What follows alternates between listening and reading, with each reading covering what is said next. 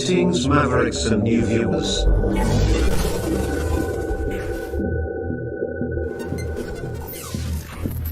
Tonight, direct and live from the Maverick News Network World Studios.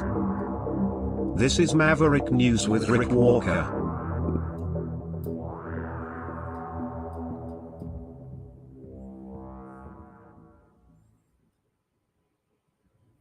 Good evening, everyone. Not a good evening. Charlie Kirk, U.S. conservative influencer, major figure in the conservative movement in the United States, as I'm sure most of you are aware, has been shot and killed. It happened during an appearance in Utah. We're going to talk about it tonight. We may go to the phones. We have our voice from Detroit joining us as well, Joseph Leonard, author of Terror Strikes, who will share his views on this with us as well. And you can weigh in on the conversation too, both in the chat and whether you're on Rumble or Twitch or whatever channel you happen to be on tonight, you can participate that way, and we may go to the phones. I can tell you the latest information is that the authorities do have a suspect in custody, not the person originally arrested at the scene, who has now been cleared. It is someone else. I don't have that suspect's name, but we may certainly get it, and we will go to a news conference with police and show you what the latest is there as well. We have other news to talk about tonight as well. Where this all goes, I am not sure, because this is a developing story with Charlie Kirk. New information coming forth even as we speak, and we're going to stay on top of it together tonight as our coverage begins on the other side of this.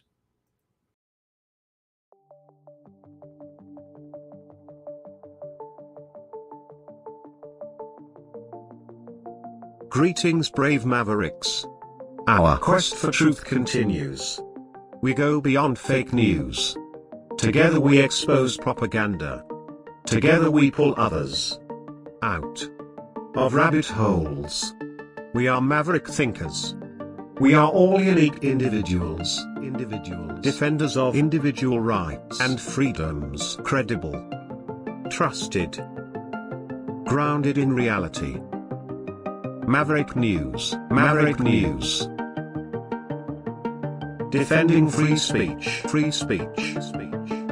Donate at freedomreporters.com. Do it now. Tomorrow may be too late. Maverick News. The world is watching.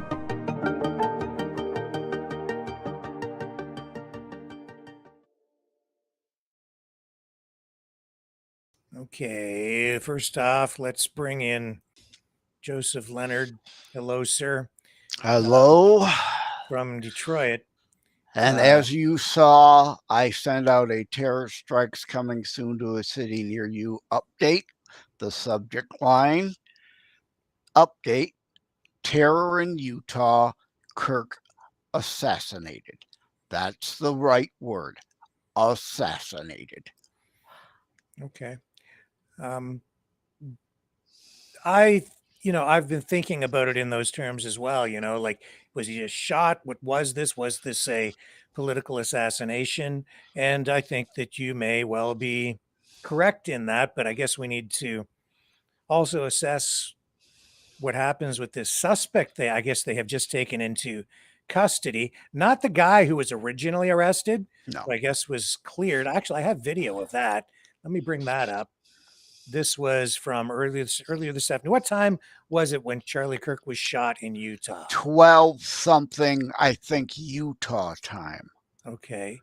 And then... Or it may have been 12 Eastern time. It actually might have been earlier than that at Utah time. Okay. And so this was the scene as a person was arrested at the scene. Mm-hmm.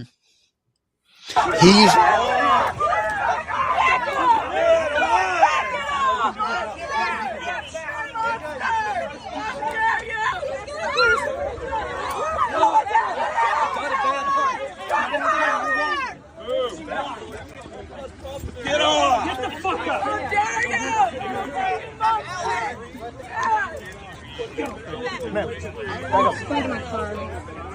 Give it a minute. Yo, hey! But we're being told this guy has now been cleared. He is, my understanding, again, this is all fluid, right? So forgive us, fluid. My understanding, that guy was arrested so far charged with obstruction. He was part of whatever group, not sure which one yet, was there protesting, you know, the typical morons crying that Charlie is a Nazi. Well, Charlie Kirk is a conservative who wants less government. That is the antithesis of a fascist Nazi who wants all controlling federal government. That's you on the left want more, bigger, complete top-down dictatorial control from DC. Kirk is not an anarchist, however. No one I know, including Charlie, is an anarchist. We all want small, limited government, not no government. Anarchy is no government. We all agree there needs to be some, but constitutionally limited republic, not a mobocracy, ineptocracy, or kleptocracy. Here's this is not live, just so you know. But this happened just moments ago. News conference with authorities, and we're going to let this roll to bring you up to date. Hello, everyone. I'm Bo Mason, Commissioner. Audio gets better, I believe. Safety. Today, at approximately 12:20 Mountain Standard Time. Oh, it was Utah time. Charlie 12 Kirk something. was shot in an event at the Utah Valley University.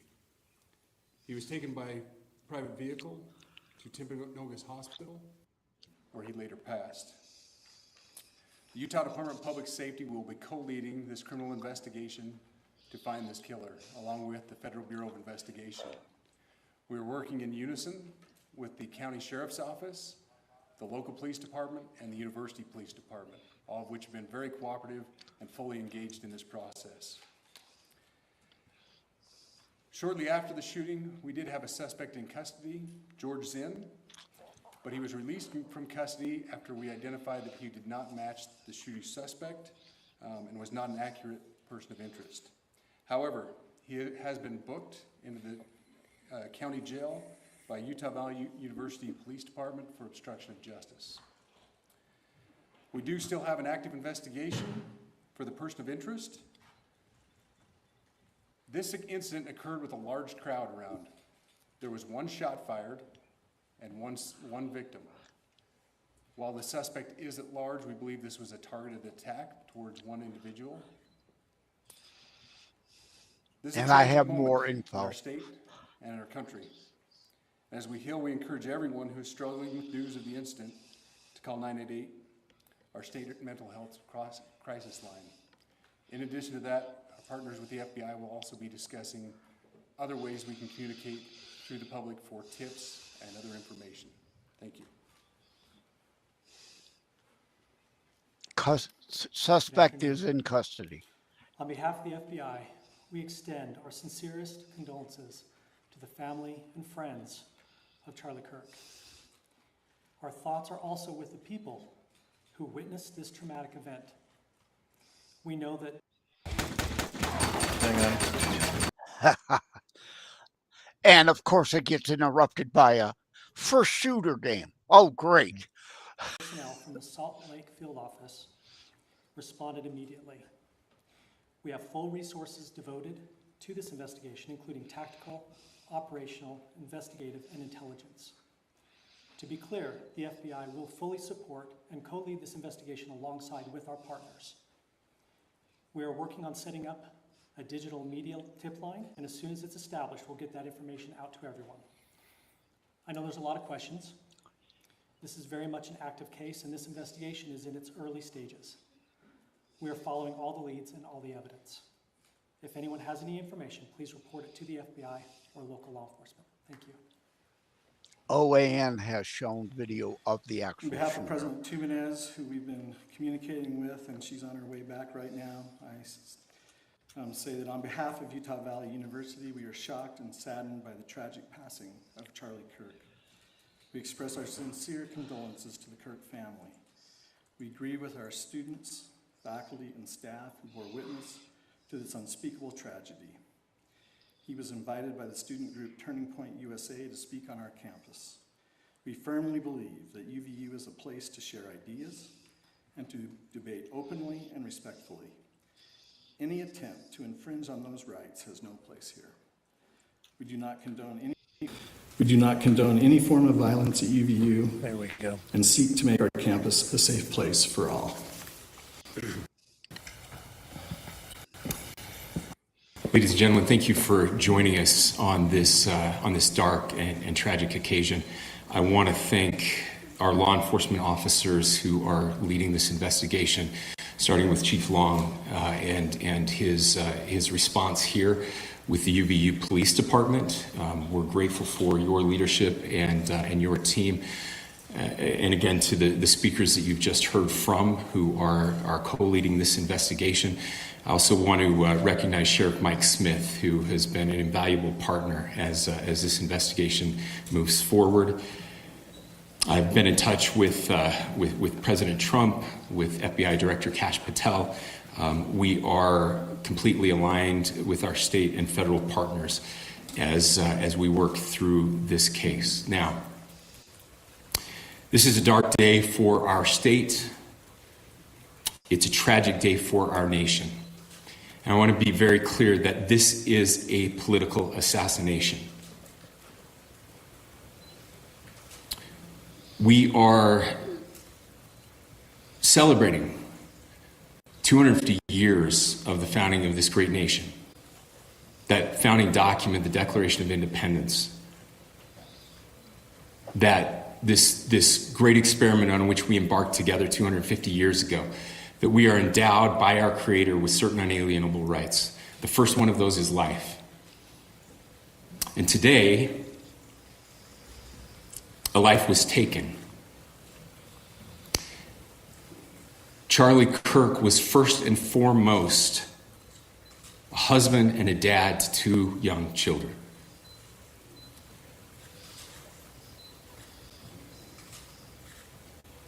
He was also very much politically involved, and that's why he was here on campus.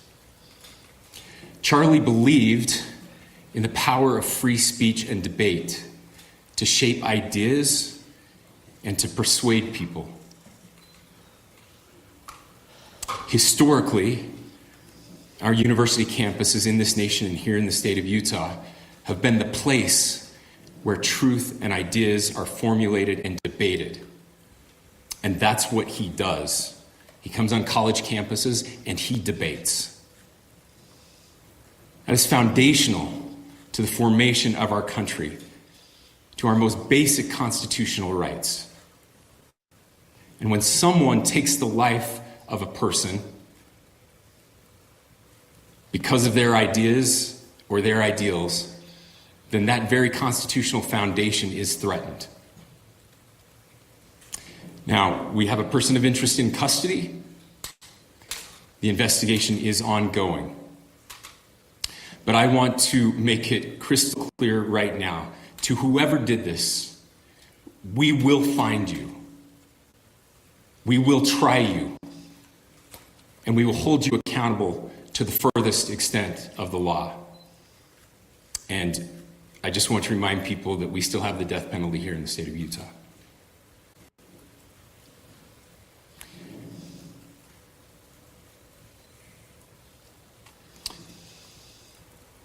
Our nation is broken. We've had political assassinations recently in Minnesota. We had an attempted assassination on the governor of Pennsylvania. And we had an attempted assassination on a presidential candidate and former president of the United States, and now current president of the United States. Nothing I say can unite us as a country. Nothing I can say right now can fix what is broken. Nothing I can say can bring back Charlie Kirk. Our hearts are broken. We mourn with his wife, his children, his family, his friends. We mourn as a nation. If anyone in the sound of my voice celebrated even a little bit at the news of this shooting, I would beg you to look in the mirror and to see if you can find a better angel in there somewhere. I don't care what his politics are. I care that he was an American. We desperately need our country. We desperately need leaders in our country. But more than the leaders, we just need every single person in this country to think about where we are and where we want to be. To ask ourselves, is this it? Is this what 250 years has wrought on us? I pray that that's not the case. I pray that those who hated what Charlie Kirk stood for will put down their social media and their pens and pray for his family, and that all of us will try to find a way to stop hating our fellow Americans.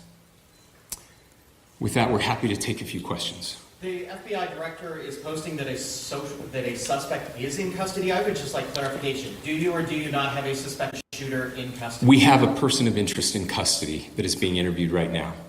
That is not George Zinn. That is not George Zinn. That is correct. Is there Are you any still indication searching for an or involvement? looking for another shooter or anybody else related to this? Yes, we are actively looking for anyone and everyone who has any possible information relating to this shooting. Can you tell us details about the suspect being taken into custody? Where? How long ago? We cannot at this point, but we will get you that information when we can. Is there believed to be a second individual involved in the shooting? At this point, there is no information that would lead us to believe that there is a second person involved. Do we have a Can you guys description talk- of the possible shooter?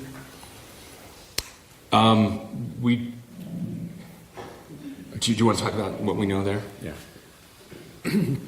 The only information we have on the suspect, the possible shooter, is taken from closed circuit TV here on campus. We do have that. We're analyzing it, but it is security camera footage, so you can kind of guess what the quality of that is. But we do know dressed in all dark clothing, but we don't have a much better description other than that. Where do you think the shot came from? The shot came from here on campus, from a location at a Roof. potentially from a roof, yes. A longer distance shot from a roof. So to clarify, with the security camera footage you have and the person of interest that's in custody, does that match up? That's what we're trying to decipher right now. So did FBI or DHS have anything on the threat board this morning? I can't speak.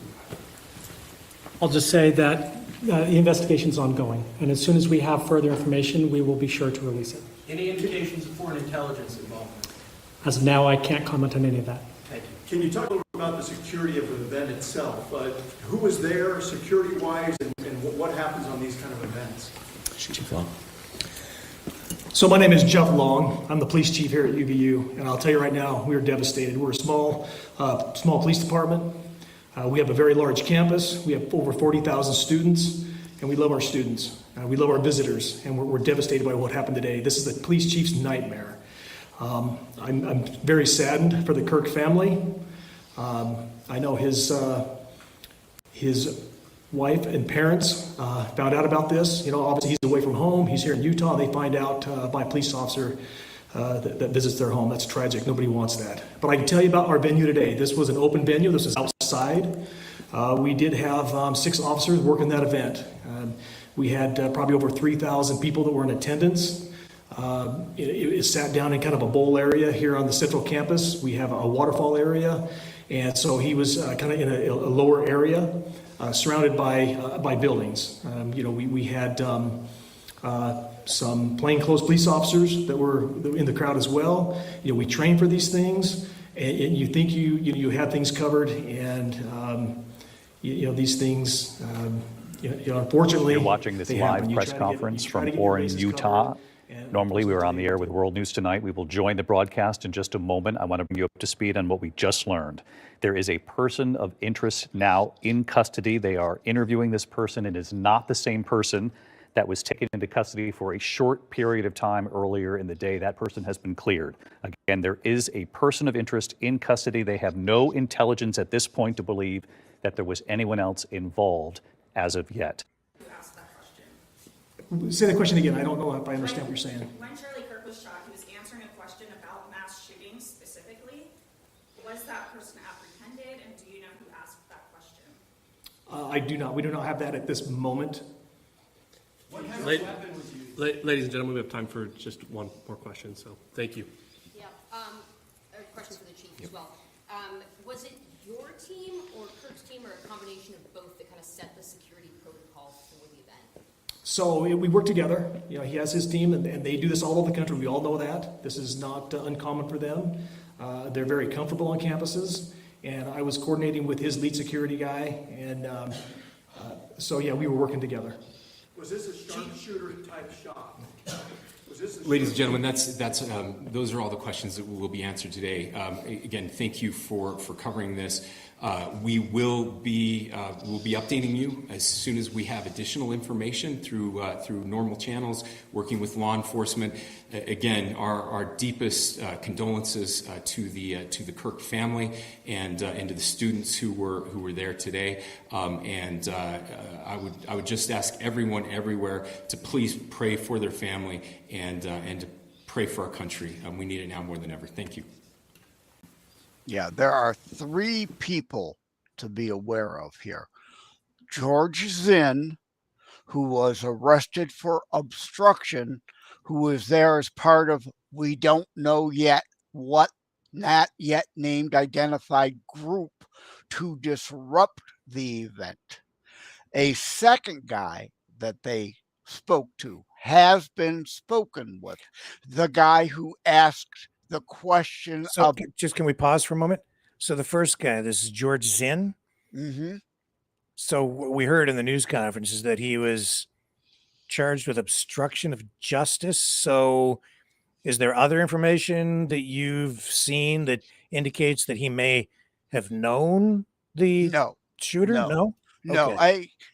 It continues to be the speculation that he was just there as part of the group to disrupt, but not part of like right. Like a Occupy Wall Street, Antifa, Code Pink. Right. He was not, as it stands now, as they're saying, charged with or considered part of a broader conspiracy to be a decoy while the shooting would then take place. Yeah. The second person who asked Charlie the question when he was assassinated about mass shootings, what I don't have his name, was spoken with, is also considered to be cleared and not part of a greater, broader conspiracy to assassinate Kirk.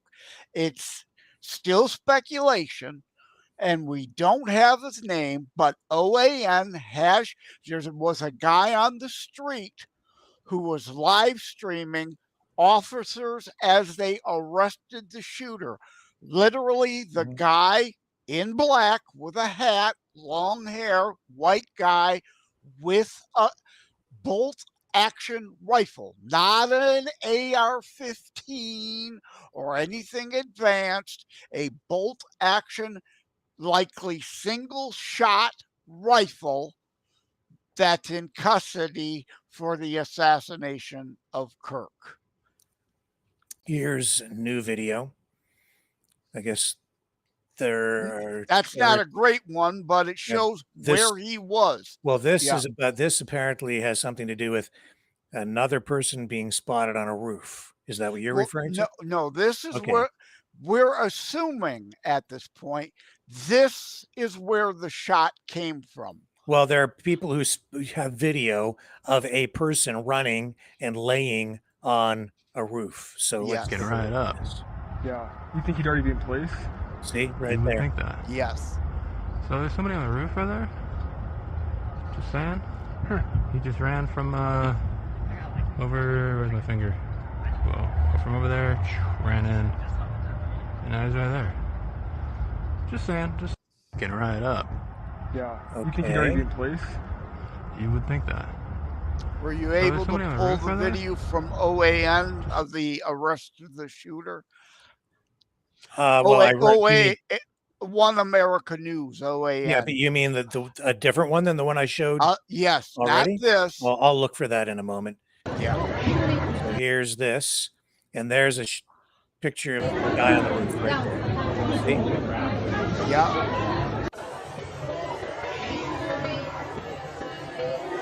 Right there. See that little tiny black dot? Yep. That's a human being. But they're still saying they don't think there is more than one shooter. So now, so you say OAN has One America News, yes. Must be other video of this. So this is the arrest of the guy that they're questioning, who is the person of interest. Yes. All right, well, let's see if we can find that video tonight as well. Yeah, it's a guy on the street was live streaming. Now they're replaying the video, was present when several officers were taking a white guy dressed in black. They took off his jacket. He's wearing a white shirt, but he had a black jacket on it. I have that video here. Okay. Not with his dark clothing on, but as he's being arrested in the white shirt. Right. The black jacket has been removed at that point. Okay, here it comes. Excuse me. This is so this is the arrest of the suspect, we're told, in the shooting of Charlie Kirk at Utah Valley University. No name released here as of yet. And at this point, this suspect, we're told, just being questioned, a person of interest. I think they just found the guy right outside of Carry On. A rifle on this dude's dash, and they just handcuffed him.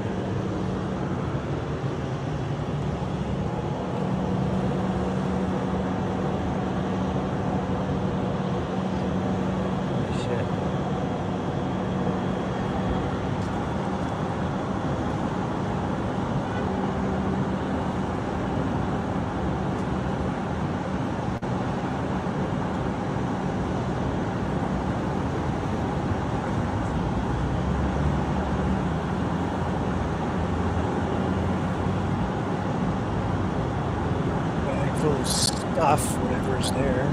Yeah. Keep rolling. You'll see the gun in a minute.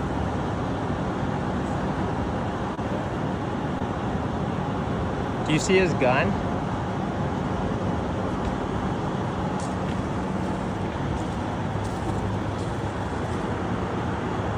an officer will come and screen holding the gun.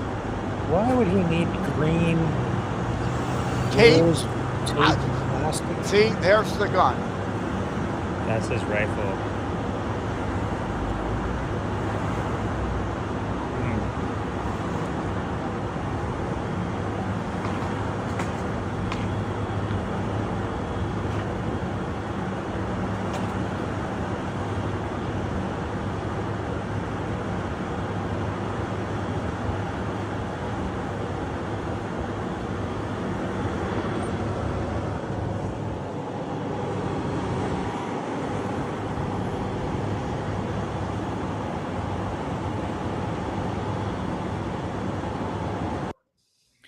Okay. Just let's get another look at that suspect. So a white male, it's got to be about what, 5'7", 5'8", not very tall. Yeah, not exceedingly tall. Seems to have long hair, although it's hard to tell with the hat still on him. Kind of curly. How old would you say he is, Joseph? I don't know that we get a good enough view. I'm guessing 40s, 50s, but we don't have a good view. No, I think that's probably accurate. In his 40s or 50s. He's got some gray hair. Yeah. Can you get a pause on that gun? The gun only comes into view a short period. There he is. There it is. See it? Yeah. There it is. So that's not an AR-15. It's not an assault rifle. And assault rifle is a misnomer. AR stands for Armalite rifle, not assault rifle. So, a knife, like the guy killing the Ukrainian chick with the knife. Was that an assault knife? Because he used the knife to assault. That's an assault knife? Can we stop with the stupid and the language? I just released a video exclusive earlier today, too, about origins of language and use and abuse of language. Oh, there's a really good. Any idea what kind of gun that is? I don't know. I'm not into guns. I don't own guns. I'm not a gun guy. I know a little bit about guns, but I'm certainly no expert, so I wouldn't want to misspeak here. Yeah, I am definitely not an expert. I am not good enough of a gun guy. People on TV who are certainly more around the various types of guns, indeed calling that a single bolt action shooter rifle, more like a hunting rifle. Definitely not an AR-15. Definitely not an AK-47. No, it's looks like it's some sort of a single shot. Yes. Rifle. It's like not a shotgun, like it's a rifle. Yes. And like full disclosure, I do some work for a company that sells guns. I just do website work for them. So I do look at a lot of images of guns. I own and know guns. And this is one of the biggest companies in the country that sells hunting equipment and camping equipment and hunting rifles. Yeah. So I do work for them. I just edit photos for their online website. Yeah. And again, people who do know better that I've seen talking about it on the news, also adding, it looks like the Butler shot attempt on President Trump, then candidate Trump, about 150, potentially 200 yards away.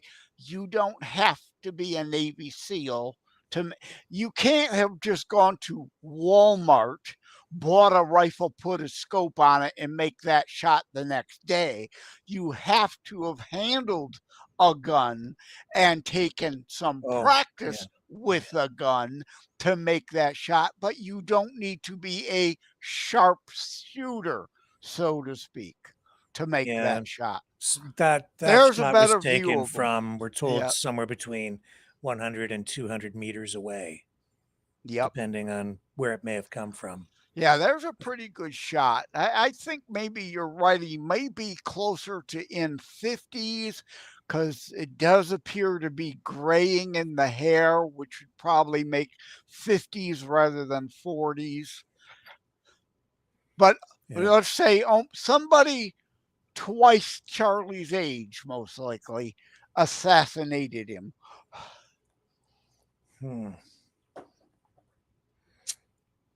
Well, yeah, we don't know his name. We don't know direct political affiliation. Let me go. This is not a gun issue. I mentioned the guy who stabbed the Ukraine girl. This has nothing to do with the object. The gun did not pull its own trigger. The knife did not stab the woman. We're talking about evil people using an object to murder with. It's not the object's fault or problem. It is a issue, although we don't know, this guy may have no prior record, unlike the guy who stabbed the woman, who had 15 previous arrests, should have been in jail, not on that train to stab her to death. But point being, if we actually locked up criminals, we'd have less of this. Someone usually, though, doesn't go from zero to murder overnight. There's usually a rap sheet and an escalation. Usually. But again, I'm speculating. He may have no priors. But usually, statistically, majority of all crimes are committed by a small, usual repeat offender over and over who escalates to murder. So, did you hear the audio that came out today of the of DeCarlos Brown, the guy who killed her? Did you hear that and what he said? Yeah. About I the got that material white in his woman. body? Yeah. Oh no, I didn't hear that. But I heard, listen to this. I heard the racist motivation. I got that white woman, but of course, CNN and the Got that white MSNBC. woman. Oh, I didn't hear anything no about racial motivation at all. No, he only said, "I got that white woman." It's that. on tape. Where did he say that? You should be able to find the video of it. I'll look for that in a moment. This is weird what I'm about to play. If you haven't heard this yet, folks, this is DeCarlos Brown, who killed Irina Zarutska on the public transit train in Charlotte, North Carolina. And before you show that, I don't care if it's black on black, white on white, Smurf on Avatarian, blue on blue, or interracial. Lock the people up.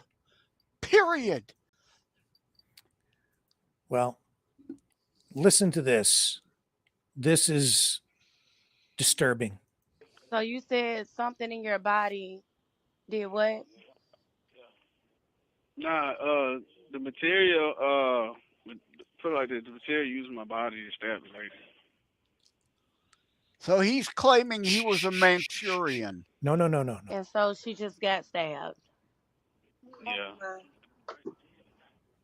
You know that's not me. I'm talking about just for no reason. But since they did that, now they got to investigate the material my body is supposed to. Since they want to do all that, now they got to investigate. It's funny because she's from the Ukraine. She's from Russia, and they got a war. They had a war going on against the United States. So I'm just trying to understand. Out of all people, why her? It ain't. I don't have nothing. They just lashed out on her. That's what happened. They lashed out on her. Whoever was working the material, whoever was working the material, they lashed out on her.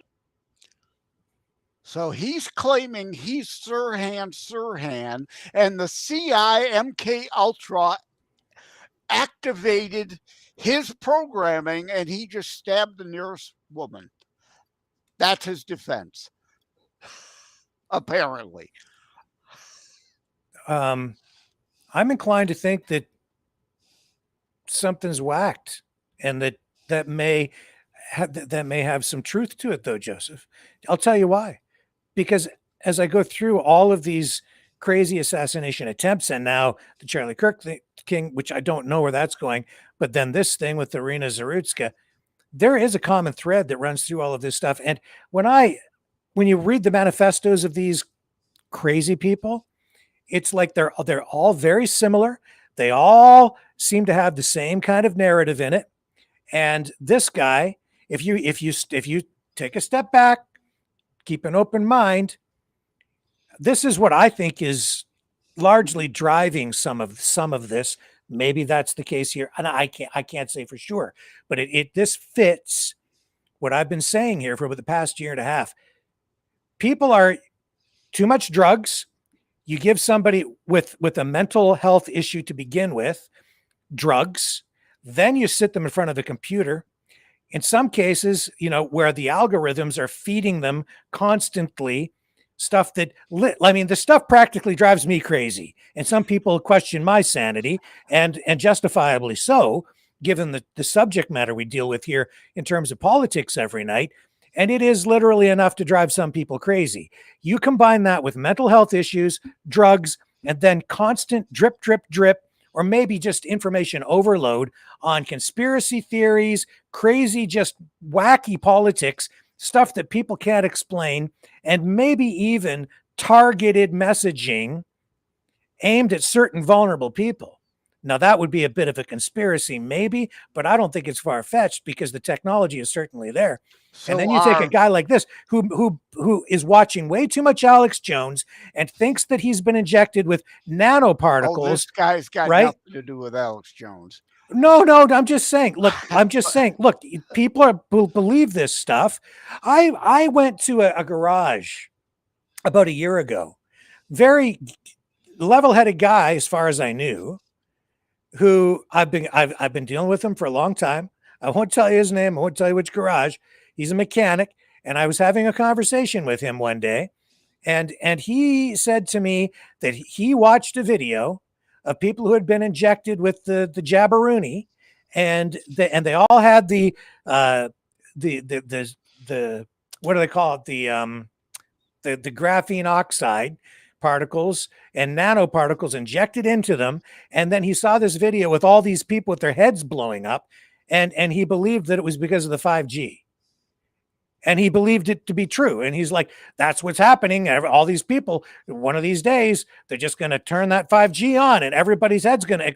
This is a guy who's otherwise pretty much sane.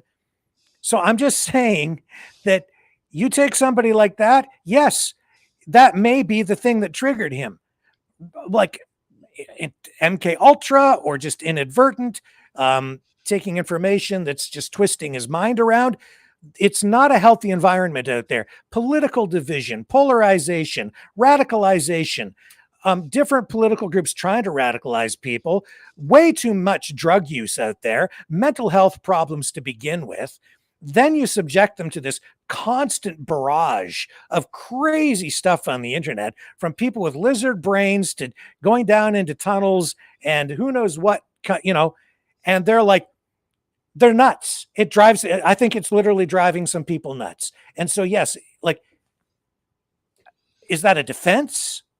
If he's not mentally stable, then he might not be fit to stand trial. He may be certifiably insane. And that in itself is, he's now, crazy people. Crazy people made it even crazier.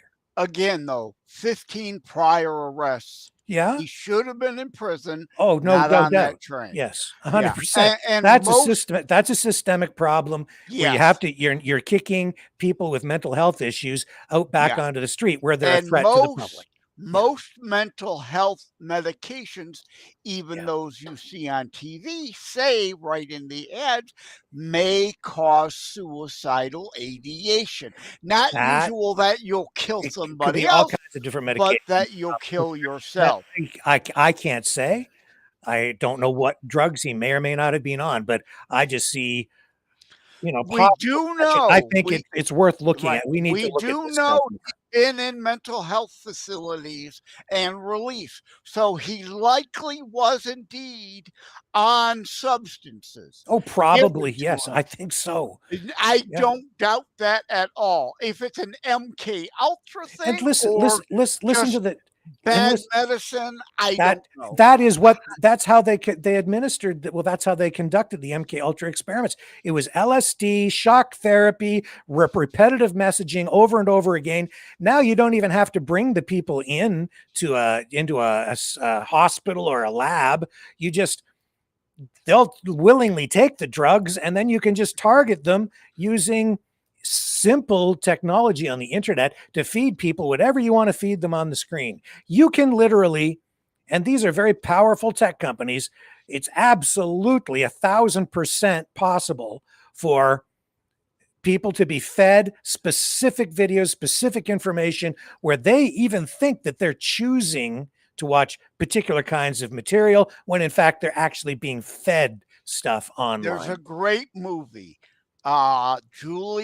Julia Roberts and Mel Gibson, Conspiracy Theory. Great. Is what you're saying possible? Yes. Oh, it's 100%. Is that the case here, or is don't he know. just trying to use that as a insanity defense? I don't. Is it I don't possible? know. Yes. Is that the case? Don't know. I doubt it, since he's had the 15 priors.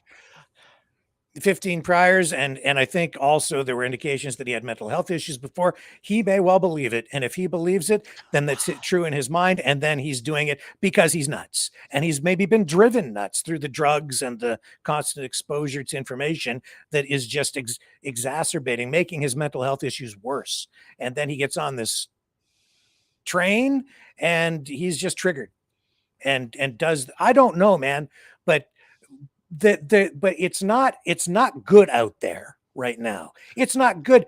I get depressed watching stuff online. Oh, right? absolutely. So, I do too. you know, if you here in Canada, you know, cannabis, it's legalized, right? US in most places. And today, the cannabis of today is not like that of the 60s, I don't 70s, use it. I and can't 80s. say, but I hear about it, and I see what's going on It's in communities. 1,000 times No, this more is potent. just and LSD and prescription meds, and you know, half the population's on some sort of an antidepressant. I don't partake in any of it. I try to keep my mind clear. The most I do is, you know, consume a little bit of caffeine, maybe too much, to stay awake. But other than that, you know, I have a prescription of Xanax sitting right over there. I only take it on occasion when my body literally gets to the point where it's shaking, and I have to take it to physically calm down, not necessarily mentally calm down. yeah, because you have you know, some medical condition, right? I've got many medical conditions, yes. But yeah, there was a point where I was on Xanax all the time, and I went through the withdrawals of coming off it, and I will never let myself get in that position again. And I know, indeed, from those years, the paranoia and the whatnot that does set in. But I didn't murder anybody. Well, if it makes you feel any better, I think you're sane. Yeah, it's the politics out there. Did you see the video of the actual shooting and assassination? The full video? No, they showed it early on. They're not refusing to show it now. I don't know that I want to. I don't know that I need to. I've seen it. I don't think I'm going to run it. I think probably YouTube would probably censor that. Obviously, it's going to be used in evidence, but we don't need to see it. It is very graphic. I mean, it is I would say it's the most graphic shooting footage I've ever seen, like from anything in history, anything I've ever seen, is just like multiple angles, people shooting this on phones. It's a sign of the times. It's it shows where we're at with social media and how we're living. People are worried about living in a surveillance state. Talk about a surveillance state. Everybody has a phone. By choice. It's not, We're yeah, that's right. surveilling ourselves. That's Yeah. exactly right. And so here's this event, and you have, I don't know how many angles are out there, but I've seen 3 so far that are like very, very vivid, clean shots. One from, a side back angle, one Every straight angle. on, which is like the most graphic thing I've seen, I think, ever in terms of like reality. And it looks like something that was produced in a Hollywood studio with an effect, because it's so graphic, and it's more graphic than what I've seen, like artificially produced. It's so graphic that it can only be real. Like, I mean, when you look, there's no doubt in my mind when I'm saying that's not AI. That is absolutely real and horrific and gross and terrifying. Let's take a second Yeah. to mention a couple statistical.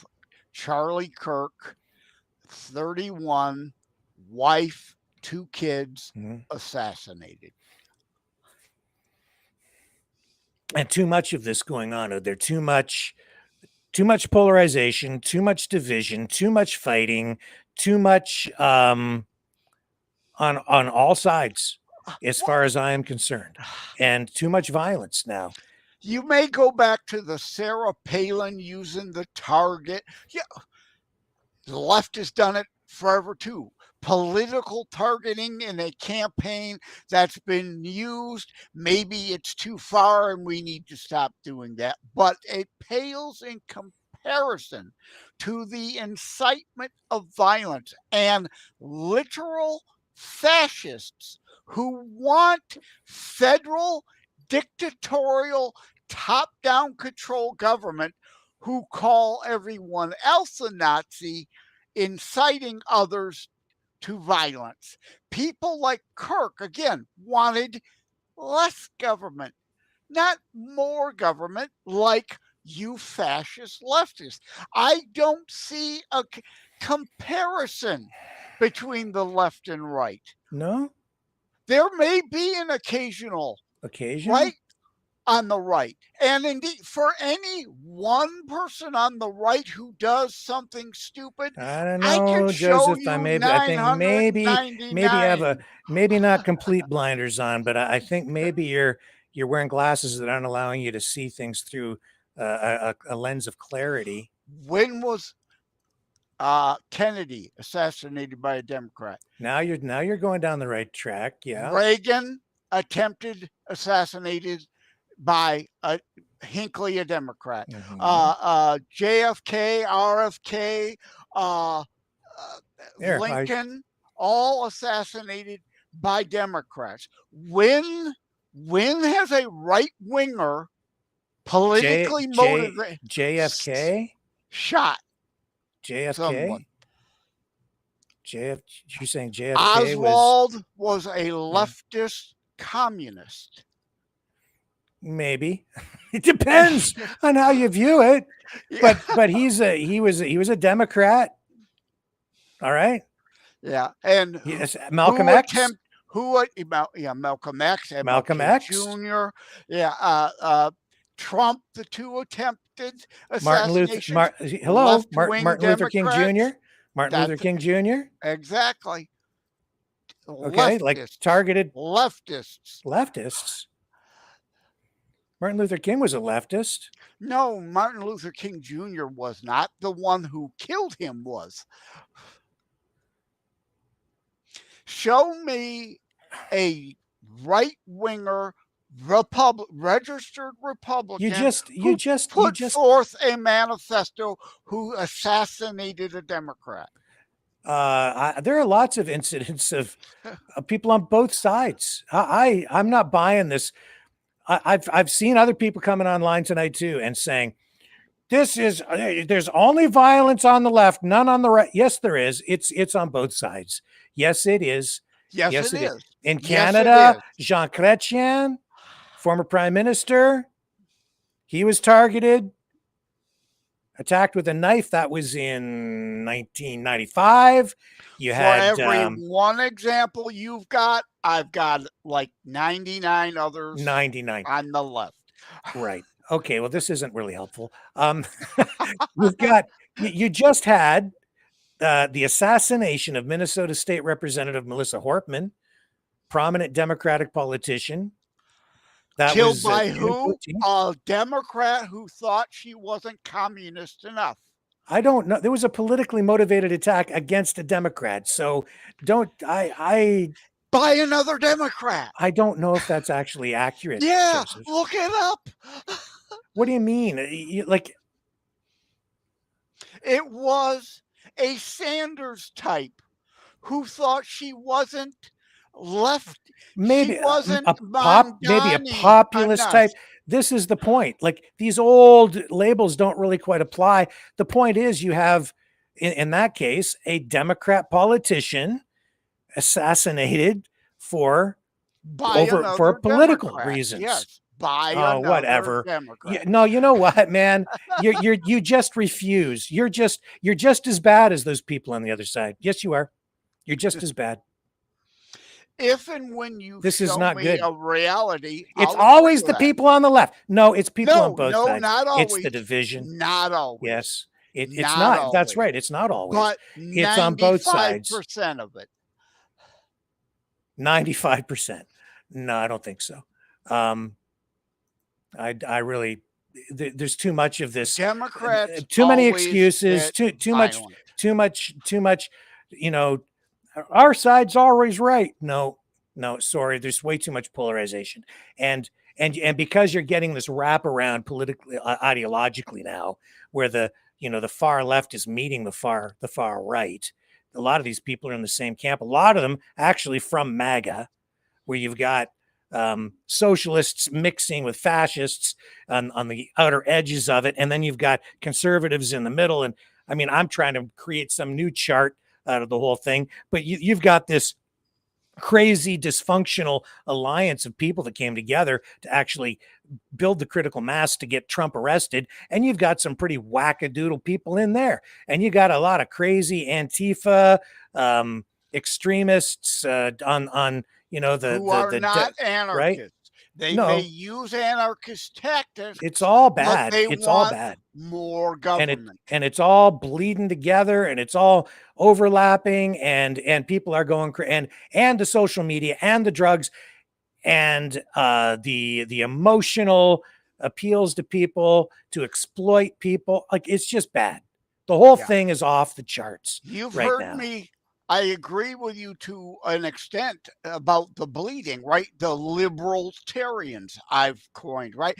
I try to avoid the left-right Democrat Republican. That's why I created the constitutionalist paradigm. You're either a real Christian or you're a Matthew 23 viper, snake, blind guide, fake Can Christian. I ask you about that? I want to ask you about that. The constitutionalist. Yeah, that just came out Saturday. Constitutionalist Politics 3 on Amazon exclusively. Yes. Okay. And a chapter is more gun laws. That point. The inanimate object isn't doing it. Cain killed Abel with a stone. David killed Goliath with a stone. Remember the walls of Jericho brought down by ban assault trumpets. No, it's the objects are used by people. Now, Jericho, God was involved, of course, but whether it's a knife or a gun, a baseball bat, a rope, whatever, it's not the object. Yeah, I know. Blah blah blah. I keep hearing it. It's not the gun. It's the person shooting. Whatever, man. Okay. My question that I was trying to ask is, Do you then not believe in the separation of church and state? I believe in the First Amendment, my right to exercise there is a separation that the federal government may not create an official church of the government. We don't have a Church of England here. The states, the territories, depending on their constitution, like Massachusetts, used to have an official church. Virginia used to have an official church. The federal government can't, but there is not a separation of God from government. Okay. Please let me ask you this. God, fine. Constitutionalist, that is to say, you therefore, and please explain, because this is a question, not a statement. But do you then therefore believe that you're a constitutionalist, which means you're a Christian, and you believe that the U.S. Constitution is steeped in Christianity? It's based in Judeo-Christian values. It is therefore biblical community, not worldly communism. Big difference. So you believe then that Christianity is paramount within the Constitution, and that the United States is a Christian country, a Judeo-Christian country. Therefore, how can you reconcile separation of church and state and freedom of religion for people who say are Muslim or some other religion? You're free to be a Buddhist based on the First Amendment, or a Muslim based on the First Amendment. You are free to do that.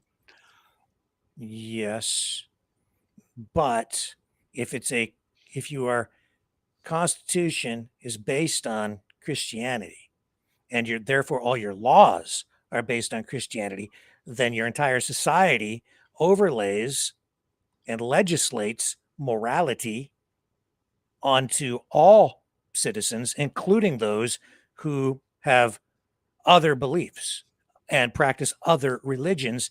Therefore, they are required to live by the moral code of Christians, of Christianity, or Judeo-Christian values, even if those things conflict with or contradict their beliefs and their belief system or their religion. Therefore, how can they truly have freedom of religion if you are imposing the coercion of the state through your legislation and your laws, through the Constitution and codified law, which is all based on and enforces Christian morality, even if in conflict with other religions, which then have to comply? So how can you therefore say you have freedom of religion if your laws and all of that is really predicated on Judeo-Christian values? I understand the concept of God, but as soon as you attach that to a denomination or a particular kind of God or a particular kind of religion, therefore, you are saying this is the kind of religion that our whole country is, and you therefore must comply with this, regardless of what you believe. Therefore, there really isn't true freedom of religion. How do you respond to that? I understand what you're saying. Yeah. It's a valid argument. You do not get to be an atheist who says, I believe I am God and I believe I have a right to kill others. You do not get to do that here. Yeah. Absolutely, positively. That person who's claiming a religion and their religious right to murder others, indeed, is not allowed. You don't need to attach a law regarding an issue like murder to a particular religion. That is simply That's where it was because derived from, like it or not. but because when you have You also when don't you have have to when you live have here. your when you have rights which are deemed to be God-given, and you lay those rights out in a constitution, they don't need to be denominational or attached to a particular religion, and therefore you don't need to say that it's Judeo-Christian values that predicate the entire Constitution. You just have to say that it's God, that they come from God, a place above man. If you that want God the is truly right, one that is if sovereign. you want the right to And so- murder Jewish people, you don't have to live here. You can move to Iran.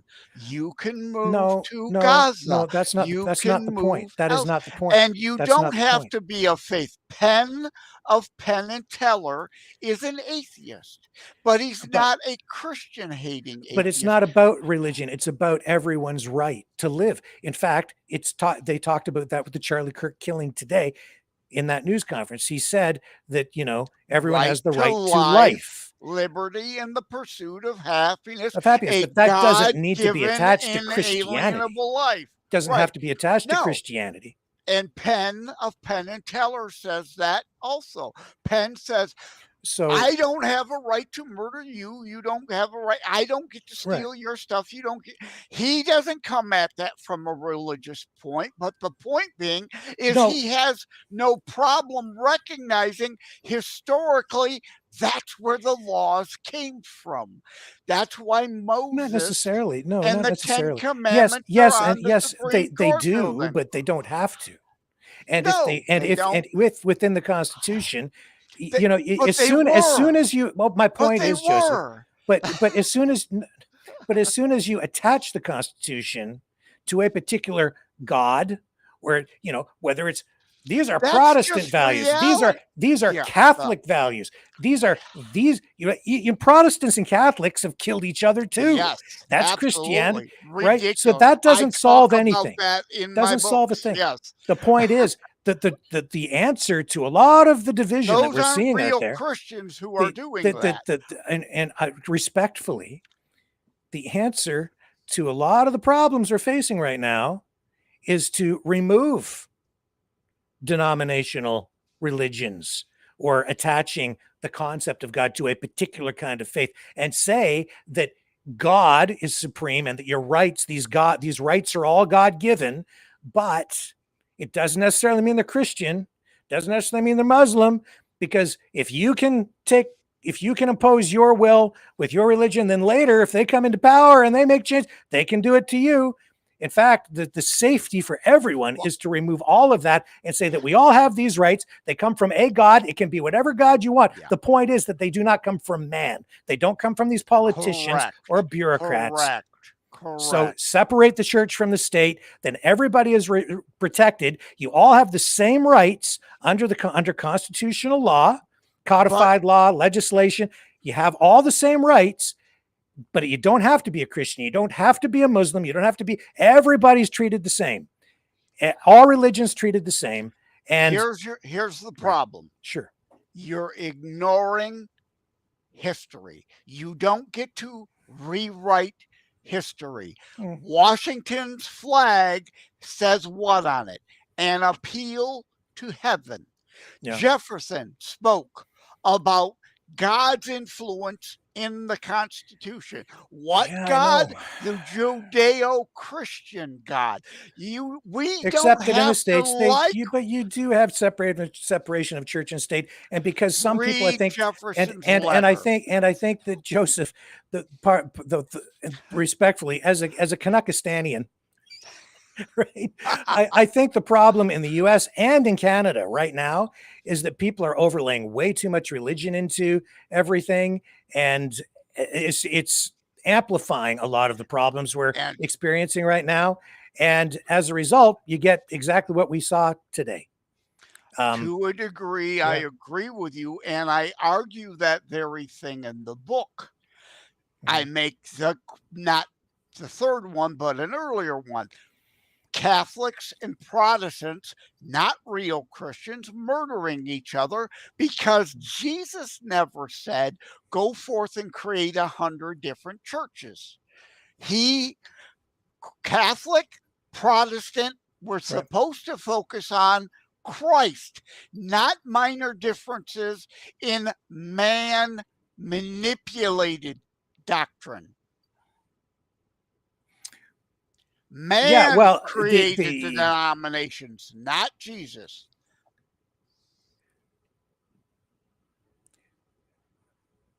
It doesn't take away from the point that I've made at all. It's that the point is that as soon as you attach it to a particular religion, you are the concept of a God-given right. As soon as you do that, that becomes coercive, authoritarian in itself through the legislation, through the Constitution. The Constitution then becomes coercive against people that don't believe in those particular kinds of values. And it's a difficult thing. I mean, it's a complex question, whether you're talking about laws for strip clubs and how much nudity is allowed to be in there, or whether you allow pornography, or whether you, whether you, all kinds of sexual laws, or anything dealing with any kind of moral issue, right? And so now when you start to try to legislate morality, then it becomes, a complex, very complex thing. What's the age of legal consent for sexual activity? Where do you find that, right? Yes. Depends on your religious beliefs. If you're from another country, a different religion, maybe you think it's 14. Right. You're trying to compare our government with the Taliban, and I wholly I'm not trying to compare it. I'm just saying that, but in a free society, the way to protect everyone is to remove, a particular kind of God. It just has to be God. And because that is what actually limits what government is able to do. I don't care if it's God, or Buddha, or what Buddhist tenets. But you see, this is the point. You see, Islam, for instance, right? People who practice Islam are generally they believe that their religion is superior. God. They believe that they hang on. Allah is Aramaic. Let me finish my point. They believe that their religion is superior. We just saw people, right? We just ran some stuff a few weeks ago here from a protest in, I think it was Calgary, and the Muslim group, and they're like, you can see it on their signs. They think that their religion is superior. It's better. And I was like, as soon as people start thinking that their religion is better, you're on a kind of a confrontational path that, because that's not going to sit well with Christians. When you're saying that your religion is, and whatever Christian flavor it is, it doesn't sit well with them either. So you're instantly getting this in your society. This is bad. This is why you have separation of church and state. You need it in order to affect a peaceful outcome with this kind of dilemma. Yeah. There has to be laws in imposition of certain things. Of course. Right? Indeed. Yeah. Now, the whole point in the tenet of Christianity, and here's where I have a problem with other denominations within Christianity, we are to want to teach, not dictate. But as you said, we are dictating. As soon as you make it a Christian law, yes, that you're dictating. But yet we're not forcing you to be Christian. Well, in a way that you are. Yes, you are. As soon as you make it the law, you're forcing people to comply with your values and your morality. That's a Buddhist tenet too. So am I forcing you to be a Buddhist?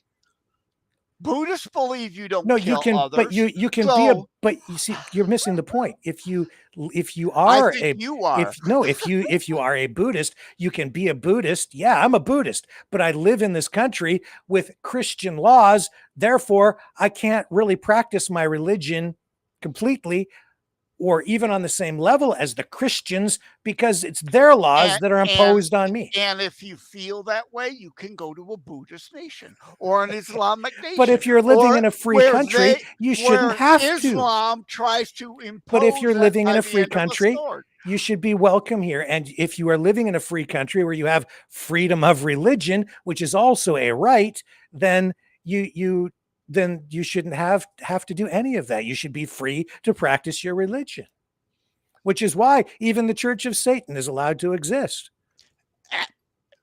Thank you. You made the point. Even the Church of Satan is allowed to exist here, except that it's at a certain point.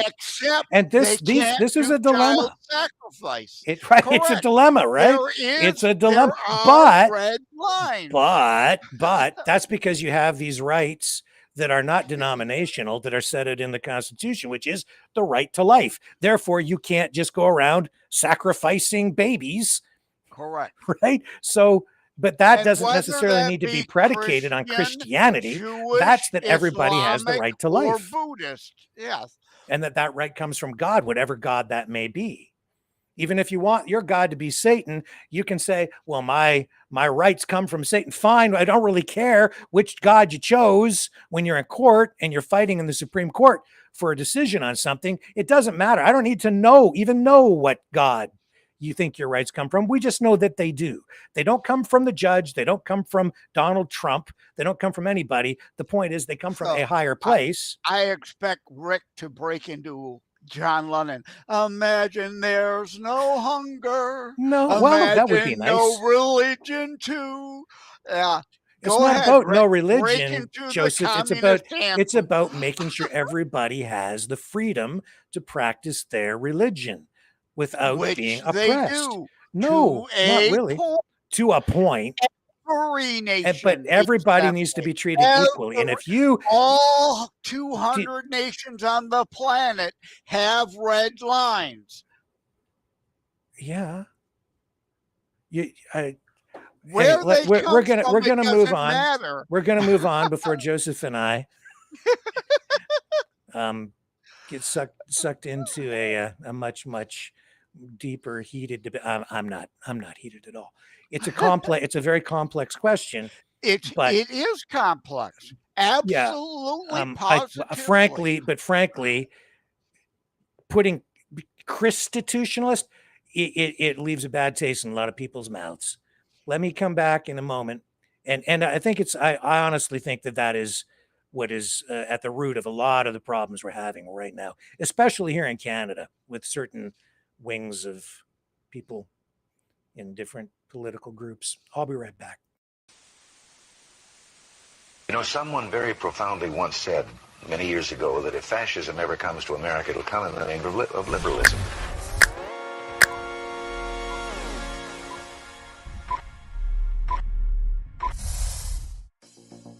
Well, I think it's time we ask ourselves if we still know the freedoms that were intended for us by the Founding Fathers. If we lose freedom here, there's no place to escape to. This is the last stand on earth. The entire world is watching. Every dictator, every crazy dictator in the world is watching.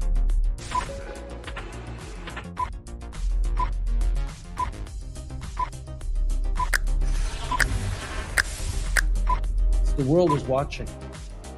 On TV, the entire world is watching. On social media. But the entire world is watching, and yes, they are seeing what we have apparently bravely been willing to say that others are thinking. Stand for freedom. Literally stand for freedom. Let's get this done. The entire world is watching. We're at war with the most dangerous enemy that has ever faced mankind in his long climb from the swamp to the stars. Maverick News. Maverick News. Maverick News. Let me have more control of my own destiny. The world is watching.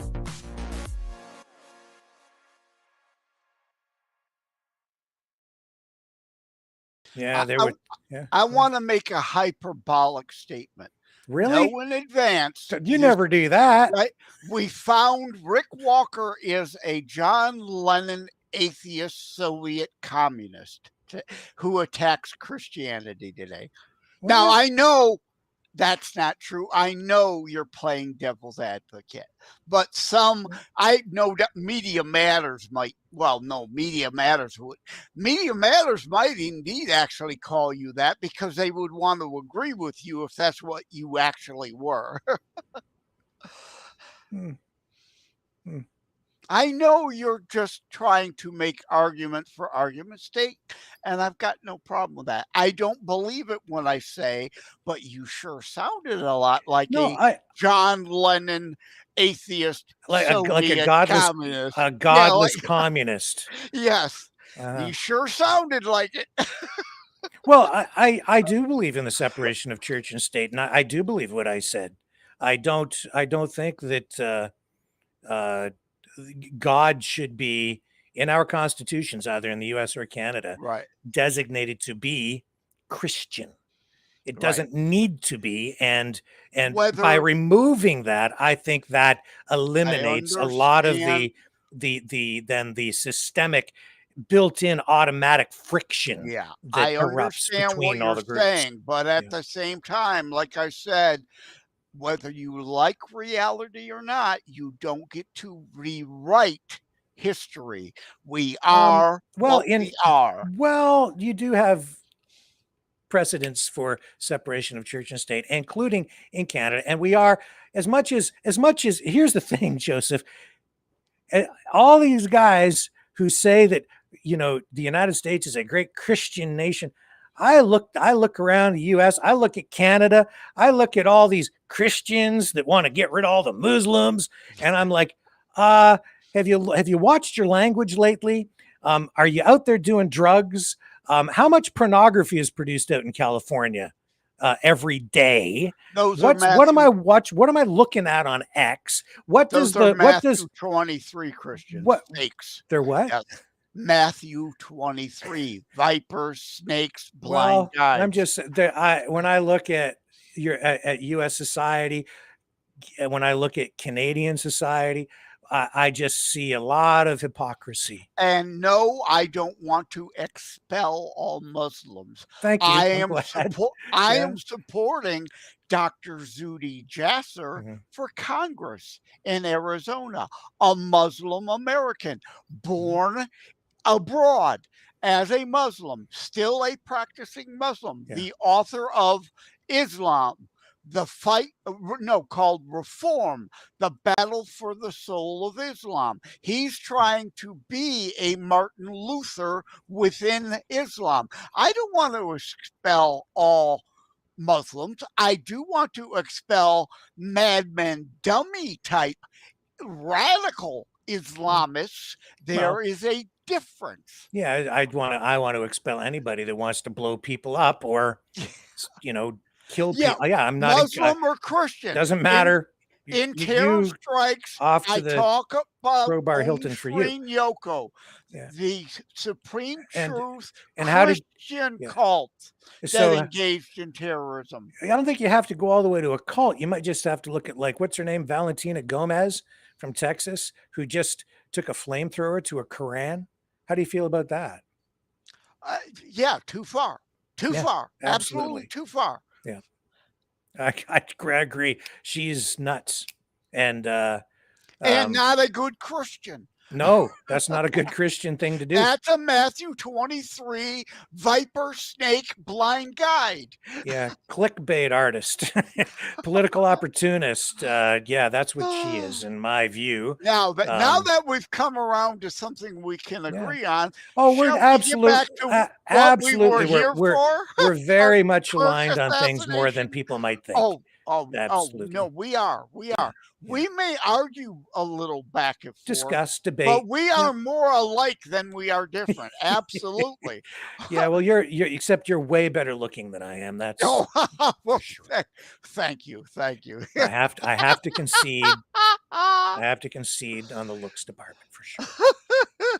So let's go on to Truth Social here and see what the Donald has been posting. He says, in honor of Charlie Kirk, a truly great American patriot, I am ordering all American flags throughout the United States lowered to half-mast until Sunday evening at 6 p.m. which they already would have tomorrow for 9/11. Yes. Another sad day upon us. And the great and even legendary Charlie Kirk is dead. That was earlier. No one understood or had the heart of the youth in the United States of America better than Charlie. He was loved and admired by all, especially me. And now he is no longer with us. Melania, Yeah. and my sympathies go out to his beautiful wife, Erica, and family. Charlie, we love you. And I don't know what this PDF is for. I'm afraid to open it up. It looks like it's attached. Yeah, to you it. got to be careful. I Right. know And it I is. urge people, if you want to support what Charlie Kirk stood for, go to tpusa.com, sign up, donate. We If you must want pray to for keep Charlie that Kirk. youth movement going, conservative youth movement going, yes. Let's pray for Charlie Kirk, who has been shot. A great guy from top to bottom. God bless him. Oh, and then there's this other story, which I haven't even had time to talk about yet tonight. But this, he says, what's with Russia violating Poland's airspace with drones? Here Yeah. we go. You're aware of There's that story, right? NATO jets shot down Russian drones over I think Poland. there were 5 Yep. that they shot down, if I'm not mistaken. Yeah. It was 5. We have but- told you over and over, Putin isn't just about part of Ukraine. He wants all of Ukraine. He wants the Baltics back. He has said over and over, he wants the Soviet Empire back. Yeah. He's taunting NATO, testing.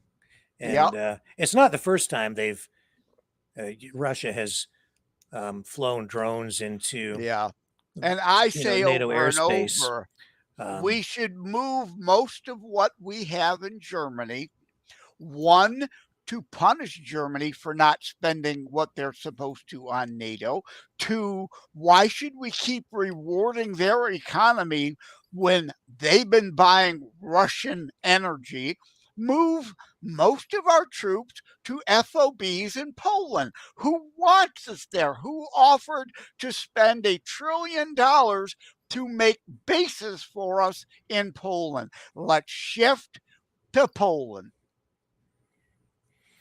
So, yeah, Poland has a very capable military, probably if not one of, probably the most capable Coming out of military World War in II, Europe. they learned.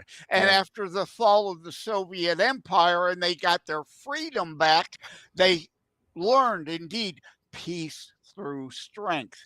They must be ready for the next war. They can't get caught with their pants down again. Well, I wish we could get to a place where we had strength through peace too. But I think if you get there, you also have to be strong first and then keep the peace after and become even stronger by keeping the peace. In my CTP3 book, there is, guess what? Let me turn quickly to the chapter 2, Russia-Ukraine war. Only bad options left. And that chapter is based on the discussions we've had in the past, right? My preferred position, Putin and every troop must be expelled from every inch of Ukraine, including Crimea. But it's not a realistic position.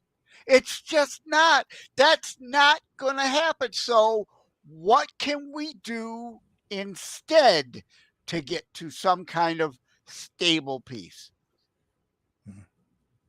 Right? There's what I want, and then there's realistic possibilities that we have to deal in. Yeah, I don't think Russia's position in Ukraine is as strong as some people would have us believe. It never was.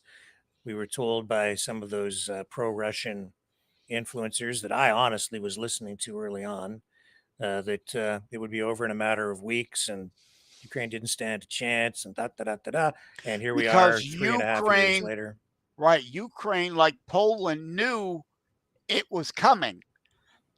They knew 100 years of history told them Russia will invade us again. They have over and over and over again. Yeah, and here's perspective from, I would say, the left on MSNBC with regard to the Charlie Kirk assassination. Then lead to hateful actions. And I think that's the environment we're in, that people just, you can't stop with these sort of awful thoughts you have and then saying these awful words and not expect awful actions to take place. Matt. And that's the unfortunate environment we're in. Turning Point USA has confirmed that he was shot. And there are a number of then lead to. So he's saying that, people upset with Charlie Kirk because of his conservative rhetoric. People constantly calling him a Nazi, which again is retarded.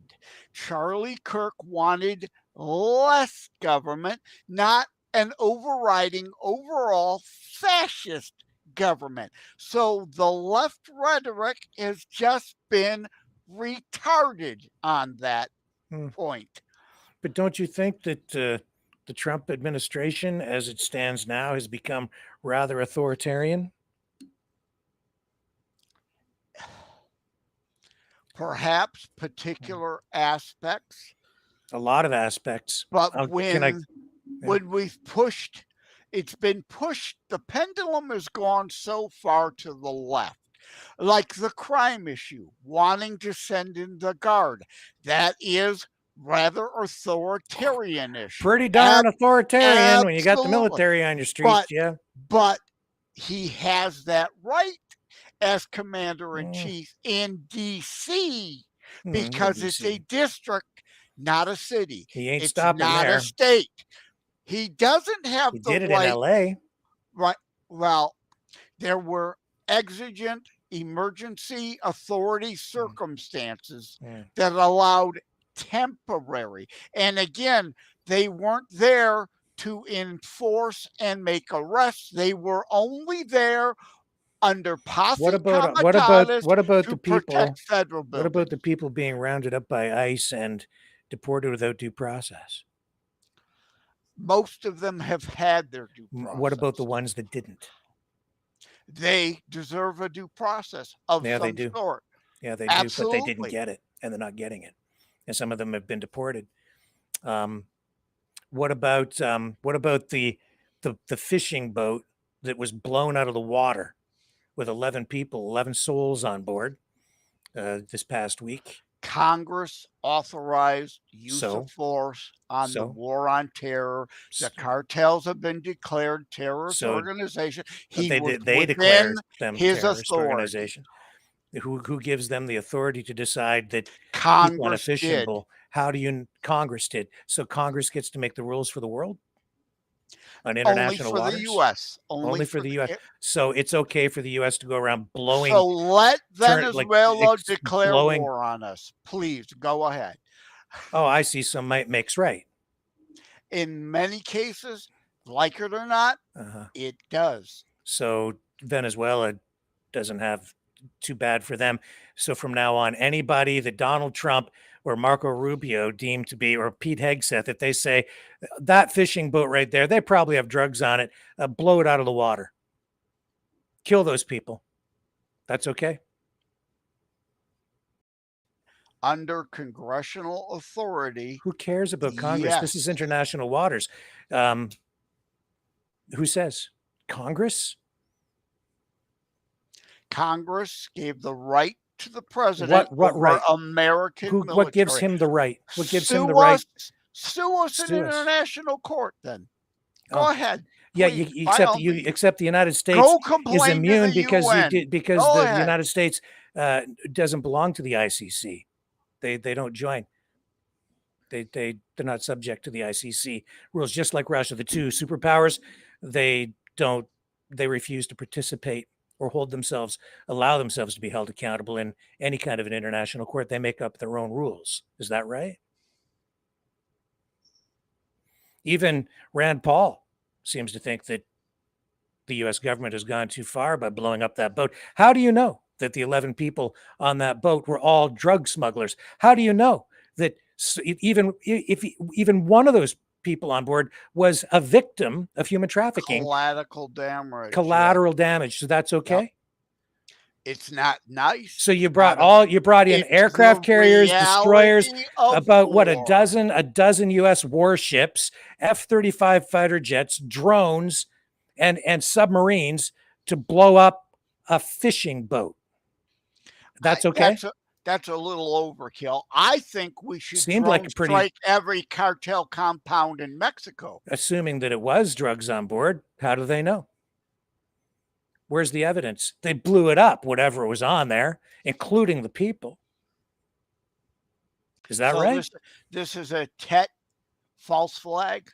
Is that what you're arguing now? I'm saying no. I'm saying that they blew up a boat with human beings on board, and they didn't arrest anybody. They didn't give anybody a trial. They had all this firepower. They have all these, the most powerful military force in the world brings like a dozen warships, and you've got what, like a 30-foot fishing boat with a pointy end and some outboard motors on the back, and their approach to any kind of justice is to simply launch some sort of a missile into the frickin' thing and blow it out of the water.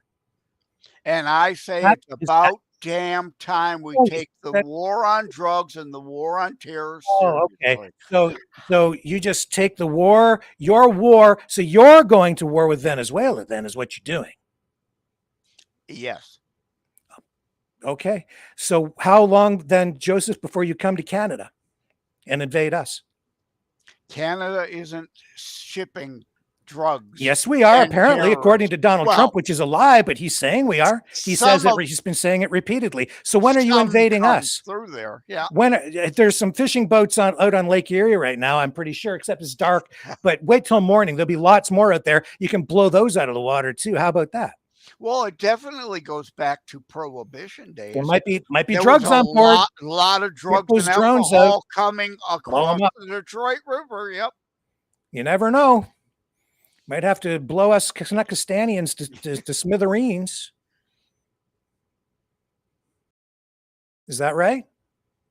Is it right for Donald Trump to create this false narrative, this pretext for taking over Canada as the 51st state by saying that we're a major source of fentanyl flowing into the United States, which is just a blatant outright lie that they've made up, and they're perpetuating it through a false narrative that they're putting out through paid influencers up here in Canuckistan. It's all bullshit. I'm a little bit worried about it, frankly, especially when I see them blowing fishing boats out of the water with destroyers. Like, I love you guys over in the States, but this is flipping ridiculous. If they're doing that down there and they're using the exact same pretext up here, among others that you're probably not aware of because you're over on the U.S. side, so you're not being subjected to the same propaganda that I'm hearing up here, that a lot of people up here are hearing, and that they're using as an excuse to do whatever the hell they want to us up here. You don't know, my friend, what's going on up here because you're over there. You're being insulated from it. But I'm telling you right now, we are caught in a web of lies up here in Canada. And Donald Trump is using that to undermine the stability of our country. I never thought I'd see the day. And it's undermining my trust, frankly, and my confidence in the country that I love, the United States. I love you guys, but what is happening right now out of the White House is beyond disturbing. Your president wants to take over our country, dude. Yeah. I think that's hyperbolic. Yeah, you think it is, but it isn't, because that they're enabling the separatist movements up here. They're even funding it. I worry about that. Yes. Oh, yes, because it's very real. It's a very real thing. Yeah. But you want Biden back? Would you rather have the At this point, I might take him because at least he wasn't going to take over our bloody country. No, he was just letting the whole world go to hell in a handbasket through ridiculous inflation, destroying us all, destroying the West, all of it economically. Us, you, England, France, Spain. What do you think the tariffs are doing? What do you think the tariffs are doing to the world? Balancing. Yeah. I just spoke to a trucker who's had no work up here for over a month. Is that balance? That doesn't seem like balance to me. Speak to truckers that have been out of work here in the U.S. and they might think it is. If you tariff us, we're going to tariff you. It's pretty fucking simple. Balance. We had balance. We had the USMCA. We had the NAFTA trade deal before that. We had agreements. We still do, frankly, which still cover 85% of the trade between our two countries. But then Trump comes along and does this. And not just to us. He's doing it to all the U.S. allies. And making up all these numbers. What was it? He said he attracted, what was it, $13 trillion or whatever the number was of new investment. That's half your GDP. It's a lie. He just makes shit up. That's not even possible. He just makes it up. In fact, at that tech dinner with the social media, guy. right? And then he leans over and he has Zuckerberg. He said they were going to invest $600 billion or whatever the number was. And then he goes, I didn't know what number you wanted me to go with, Donald. Yeah, because they're making the shit up. And when he doesn't like the jobs figures that come out, the job stats, he just fires the woman that's in charge of delivering the stats. He shoots the messenger. Because literally, the stats weren't anywhere close to being right. She should be fired. According to the guy who lies about everything. No, you're bleeding jobs. They just revised them down. 8 months of that was Biden's term. They lied then. He's lying about everything, my man. To be fired. And he's talking about. When my economic policies finally kick in, it's going to be the gold. They're already kicking in, man, and they're just starting. And you're starting to get you're going to get massive inflation. It's coming. We're all losing. You think that you're going to win? We're all losing as a result of this. And you know why? Because my wife ordered a new harness for my dog. That's why. It's true. And you know why this is the problem? Because it arrived at our house. I didn't know she bought this thing. It's for my dog.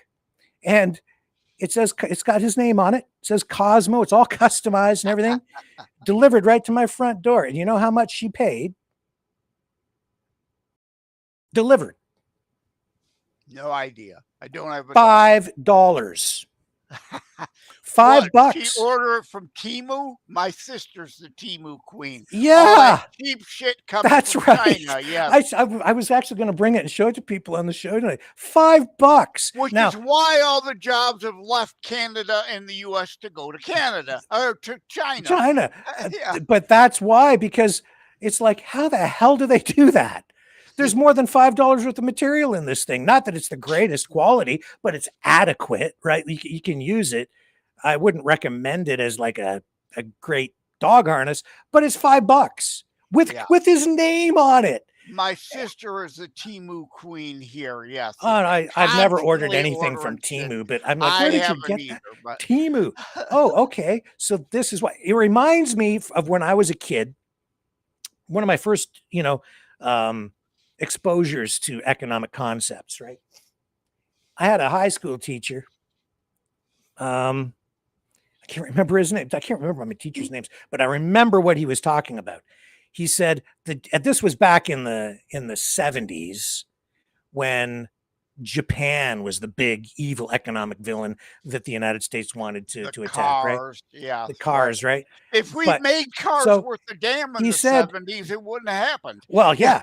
So he said, he pointed out that the Japanese were killing us with kindness. And what his point was, he looked at, like, say, take a look at a Harley Davidson. You have to get on the thing and you have to kickstart the thing like 7 times, and then it fires up and it rumbles and it's like blah, blah, blah, and it's leaking oil everywhere, and you look tough driving it, but it smells like gas. And he says, or you can buy yourself a Honda or a Yamaha, and you turn the key, it's electric start, starts right up, it's reliable, it lasts twice as long, costs half as much, right? Because the quality is much higher. They're killing us with kindness, killing us with quality. And it's true. That's what happened in the 70s. And you know what they did? You know what the United States did, and Canada? We imposed trade restrictions, tariffs. And you know what the result of tariffs is? It protects inefficiency. It protects bad quality. And because it makes the imports. It can. No, it does. It does, and it did. But U.S. and Canadian cars it's an economic got a fact. lot better over. Oh, it took a long time. I remember in the 70s, Chrysler almost went out of business, right? They did go bankrupt. And then there was the Lee And Iacocca, our government right? bailed them out. Yes. Right, with a loan, which was the right thing to do at the time because it was still an American company at the time. It's not it was. now, but no, yeah, all these then, companies yeah. are global in scope. Yeah. They're multinational corporations Yeah. and have been since the 90s. But so the point was that this exchange, I lost sort of my train of thought, but the tariffs protected the auto companies and their inefficiencies, so that it made the imports, the Toyotas and at the time they were called Datsuns, not Nissans, and they were coming in, and they made them more expensive for consumers to protect the automakers. But not only did it protect the automakers and allow them to continue to produce inferior products that were not as fuel efficient, didn't last as long. I remember the old Chryslers at that time, like the mid to late 70s, rusted out faster than you could pay them off. And then it also allowed them to put their prices up. Because when the imports were made more expensive through the tariffs, they didn't just continue to sell their products at a lower price. Because the competing product from the other country was now more expensive, they increased the prices and their profit margins on the products they were producing domestically. So you were getting still an inferior product that cost you more. Plus, if you wanted the alternative from a company that was in another Japanese product, you had to pay even more for that, which was inflationary. And so it just put more money into the pockets of the executives and the shareholders at the auto companies, while at the same time ensuring that you created this lag in improved efficiencies and improved quality, because you rewarded bad behavior with those companies.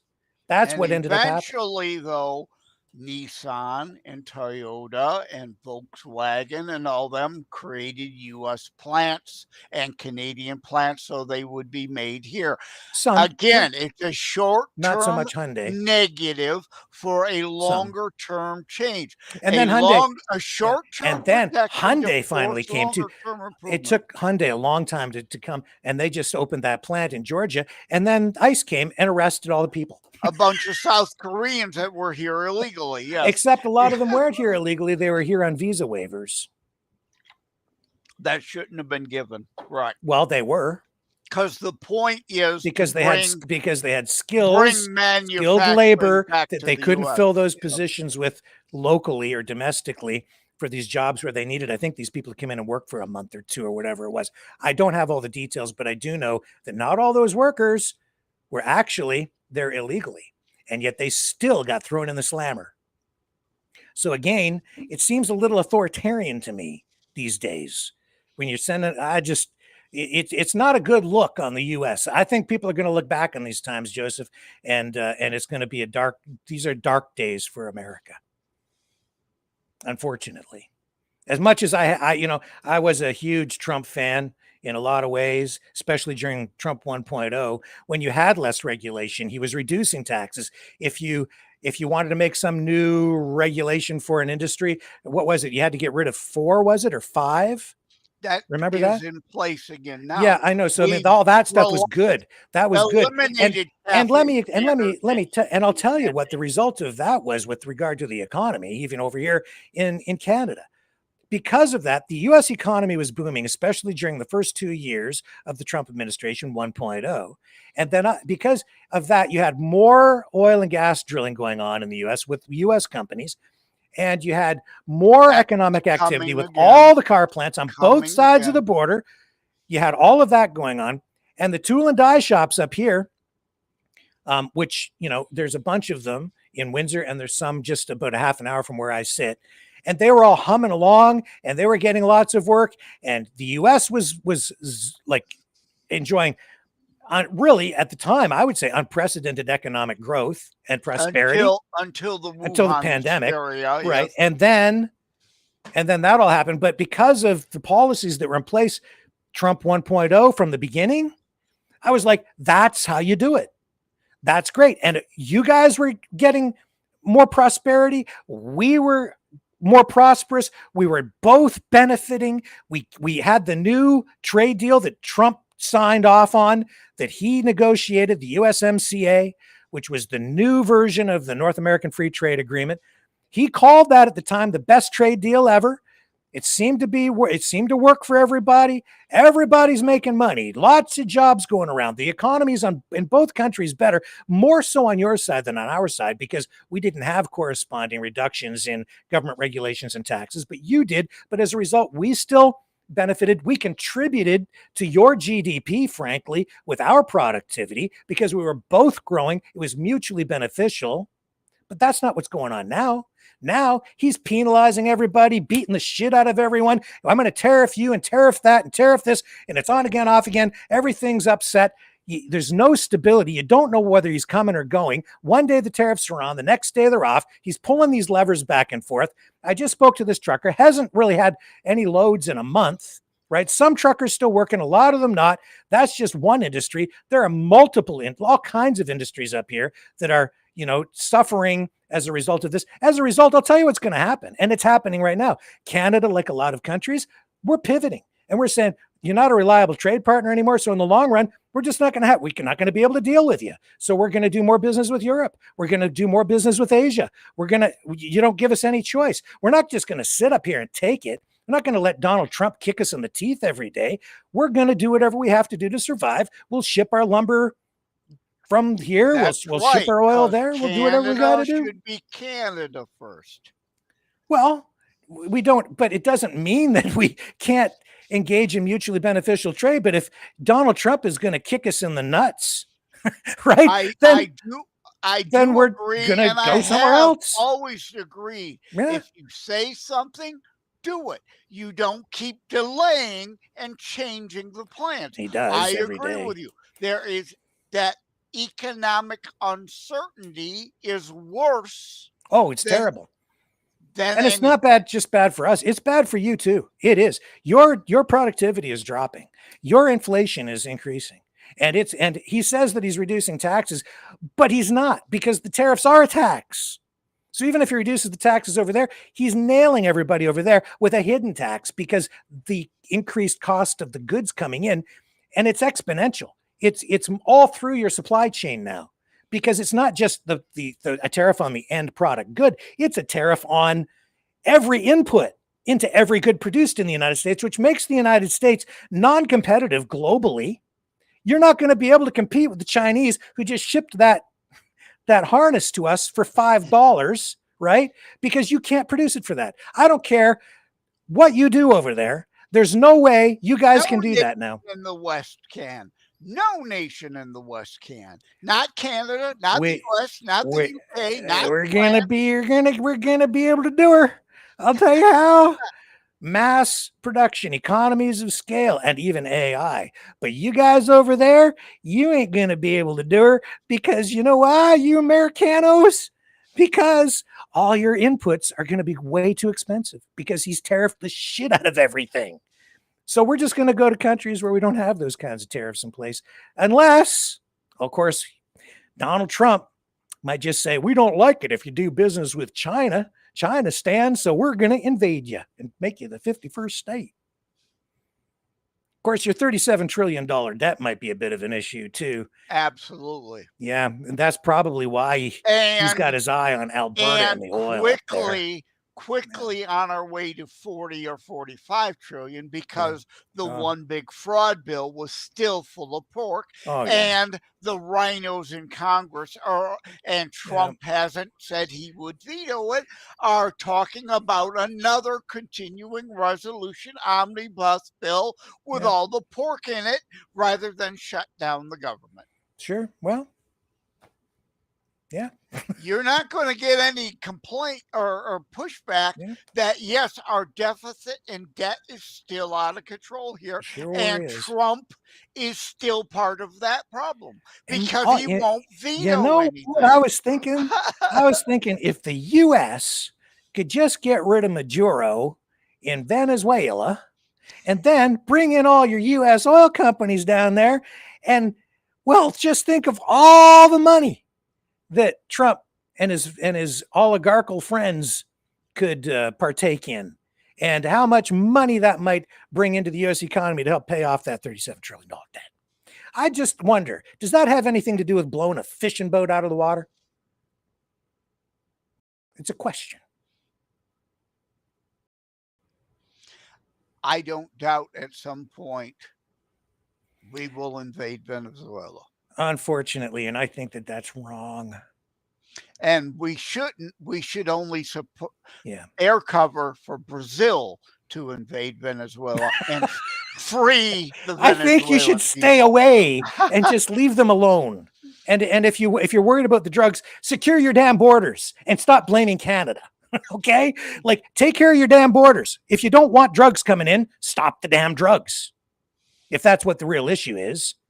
And stop blowing people up, stop killing people, and tell Donald Trump to stop acting like the big bully that the rest of the world believes the United States is. Tell him to be a nicer guy and start sticking up for little guys. Tell him to bend over to everybody else like every other president did is what you want. No, the United States. Yes, the United States. Want a sucker, not a president. He wants to pull. He's pulling back from the rest of the world. He's engaging in degrowth. He's shrinking the United States. The United States is no longer going to be. It no longer really, in many respects, is the leader of the world. He's tanking your economy because he's taking the U.S. out of the leadership role for the world. He's putting the U.S. dollar as the world reserve currency in jeopardy. You're probably going to lose that. And at which point you don't have any leverage, certainly not with any tariffs or anything like that. Everything he's doing is undermining the U.S. position globally. And you can't afford to do it because if you shrink, you're never going to pay off your $37 trillion debt, let alone $45 trillion. You won't have the economic means because the United States is going to be all condensed into itself, and it won't be trading globally. All these other countries around the world, they're going to be trading with each other and not with you guys. You think that you control everything, but you don't, because countries like, you take India and China alone, that's 40% of the world population, man. 40%. You got 300 million in the US. They got billions in those other countries. That's where the demand is. That's why General Motors for the last decade hasn't been investing in the United States. They've been investing in plants in China because that's where they've been selling the cars and making profits. Because Trump doesn't understand these companies. They're not even American companies anymore, haven't been for a long time. They're multinationals. He wants to bring them back, but all the investment, all the money, it's actually from all over the world. Stellantis, that's Chrysler. They have all these other brands in there. That's actually not American at all anymore. Correct. Not at all. Even GM, it's a global company. Ford, global company. Lots in Europe, lots in Asia. And GM, they've been spending tons of money to build factories in China, selling cars, making profits in China, not in the US. This is a problem, dude. You've got a problem with your president. He needs to rethink his economic policies. And I'm just telling you, he needs to do it not just for himself, but for us too, because we want to work with you. We want to help you, and you should be trying to help us so we can help you to build a better powerhouse economy between all of us. Doesn't mean we have to be the 51st state. We have to get back to to the roots and of I the don't auto want industry. you to be, because you got too many liberal voters. We don't need liberal 51st state.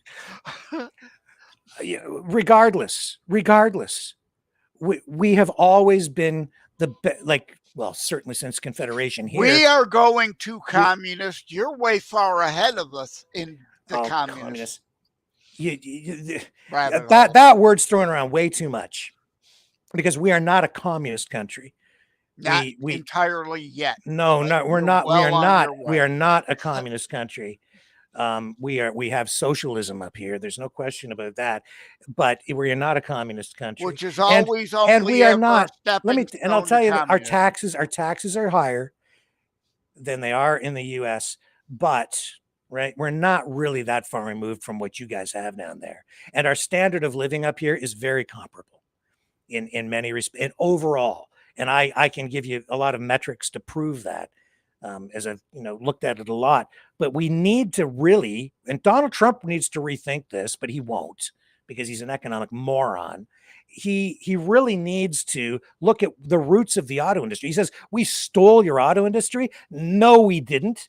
We built it together from the beginning, even as Henry Ford was not inventing the assembly line, but making use of it and perfecting it, right? He had operations on both sides of the border in Windsor and Detroit. Model T production, right? We built McLaughlin Buick. We had, the Gray Motor Company used to be here in my town. This was like in the early days of the auto industry, there was over 100 different car companies.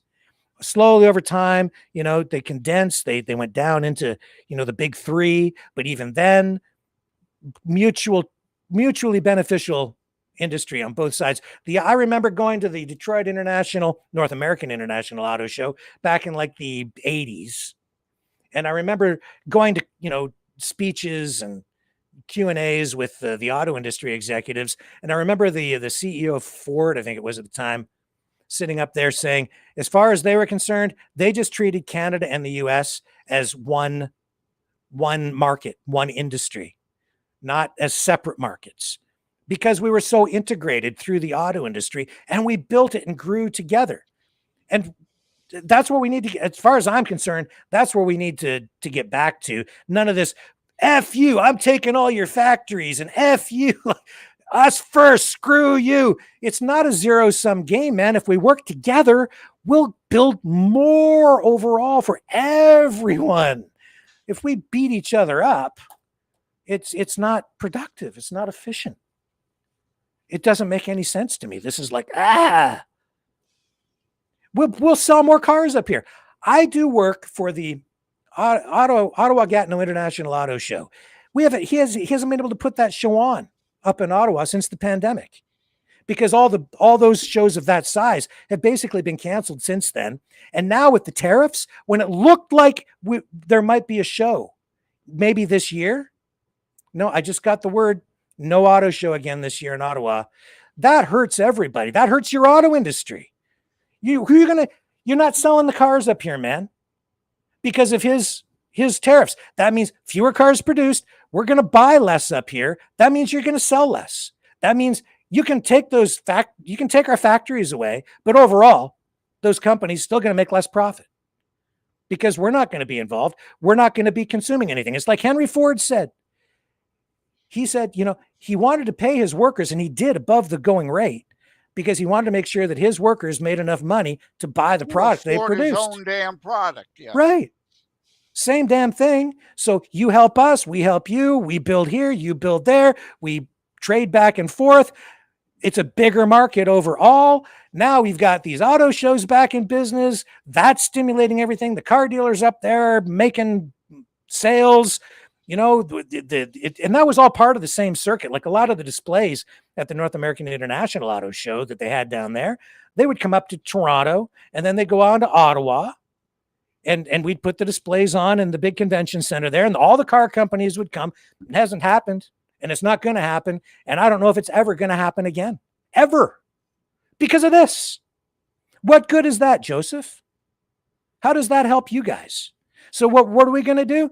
We're going to do more business with Europe. We're going to, I guess, sell more cars to Europe. Or we're going to reduce, we're going to do more business with BYD out of China. That's no good for you. I went to Costa Rica, and even before all this was what, a year ago when I was down there? I guess. Can't losing track of time. You go around, you don't see any Fords, you don't see many GMs. I saw lots of BYD, Chinese cars. I see lots of cars from Europe, Mercedes, you know. I see Stellantis, some Stellantis products not produced in the U.S. American cars, like, you guys aren't selling them out of the country. And any of this has to do with Charlie Kirk? Nothing. It's got everything to do with Charlie Kirk, actually, because it's all political. And this is all the stuff that's driving the division and the friction and the uncertainty and the anger as people are facing economic hardship. And your president wants to take over our country while he's getting ready to invade another one, calling himself the peace president. And at the same time, we're seeing that he's rejecting NATO while NATO planes are shooting down Russian drones over Poland. And he's saying that, no, he's agreeing with Russia, saying, oh, no, they don't really want to take over the rest of Europe, when they clearly do. Probably. This is not cool, man. Who's got NATO paying 5%? The only president to get them to do that? Well, maybe. But even so, that's because he's pulling back. That's weakening NATO. I don't know. Well, he has weakened NATO because he's undermined the trust of those countries. They don't trust him anymore. So up here in Canada and other countries, which country just canceled the F-35 contract? We may cancel it with you as well. Because why would we buy your F-35 fifth generation fighter jets if we can't trust you and you can just turn them off with the flip of a switch? And if you're not going to engage with us on trade and share, like, we actually produce some components for the F-35, but if he wants to take all that production, like it's components for the tail section, I believe, because we helped develop that jet, actually, as other NATO countries did, as I recall. But in any event, if he doesn't want to trade with us, and we're not going to exchange in mutually beneficial trade even on that front, then we'll buy the Gripen. And then we don't have to worry about you guys. And then when you invade us, I'll put the barbecue on and you can come and we'll have chicken kebabs or burgers or whatever you want. Okay, but I'd rather you didn't, because I don't think we need to be the 51st state. I'd rather we didn't also. Yeah. So stop it. It's write a Substack and send it to Donald Trump and tell him just this will be the headline. Stop picking on Canada. They actually kind of love you. Please stop, Donald. Can you write it any way you want? I'm just encouraging you. I'm not telling you what to say. Well, he's not going to listen to me, so. Yeah, well, me either, obviously, because I'm like, please stop. And he's like, no, I think you should be the 51st state. We're going to do it. First you, then Greenland. How many times have I said, I am not a Trump cultist? That's true. You're not. And that's why you're still here and we're still friends. And we will be. I just saying. And it does have everything to do with Charlie Kirk. Because it just shows how crazy the politics is right now. Yeah. And again, not a Trump cultist. I don't agree with him on everything. Yeah. And I just had a conversation with somebody at a doctor's office this afternoon, right? Eliminating the penny. Dumb idea.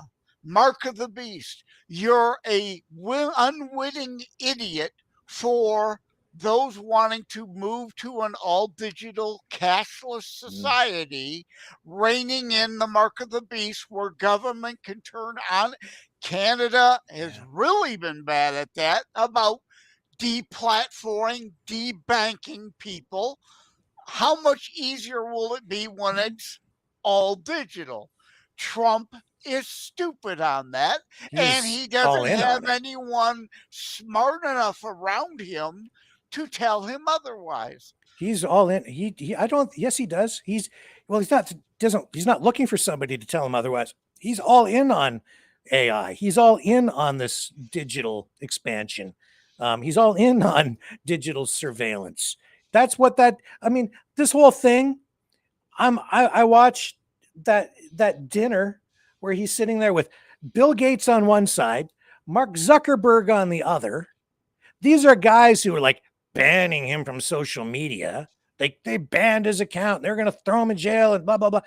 And now he's sitting there having dinner, and old Zuckerberg is like, oh, Donald, we're going to spend 600 billion dineros on invested in the economy. And he's like, I didn't know what number you wanted to go with, but they're breaking bread together. They're best of friends now. Like, what is this? Is a ruse. These guys, they're all working together, man. This whole thing, oh, we're going to ban you. You're banded forever. Now he's back in the White House and they're all best of friends again, or never. Well, best of friends now. And actually, it was Facebook that got him elected the first time, if you think about it, because they had all the Cambridge Analytica data that they used on Facebook to target the demographics with their campaign. It was Facebook that got him elected the first time. That was Zuckerberg.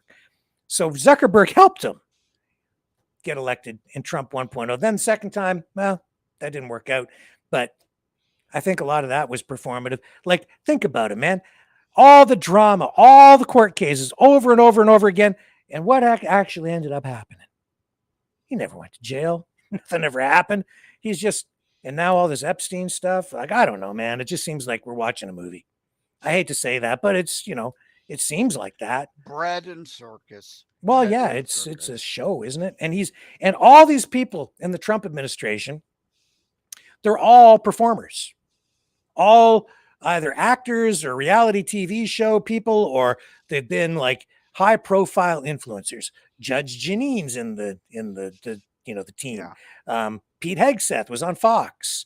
Who else you got there? Even RFK Jr. He's been like a big celebrity media type figure, right? You've got who else is Donald Trump himself? The Apprentice for how many years? And he's just a front man.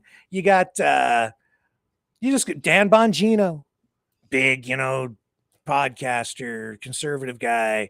Cash Patel, all these people. Slick talkers. Yeah.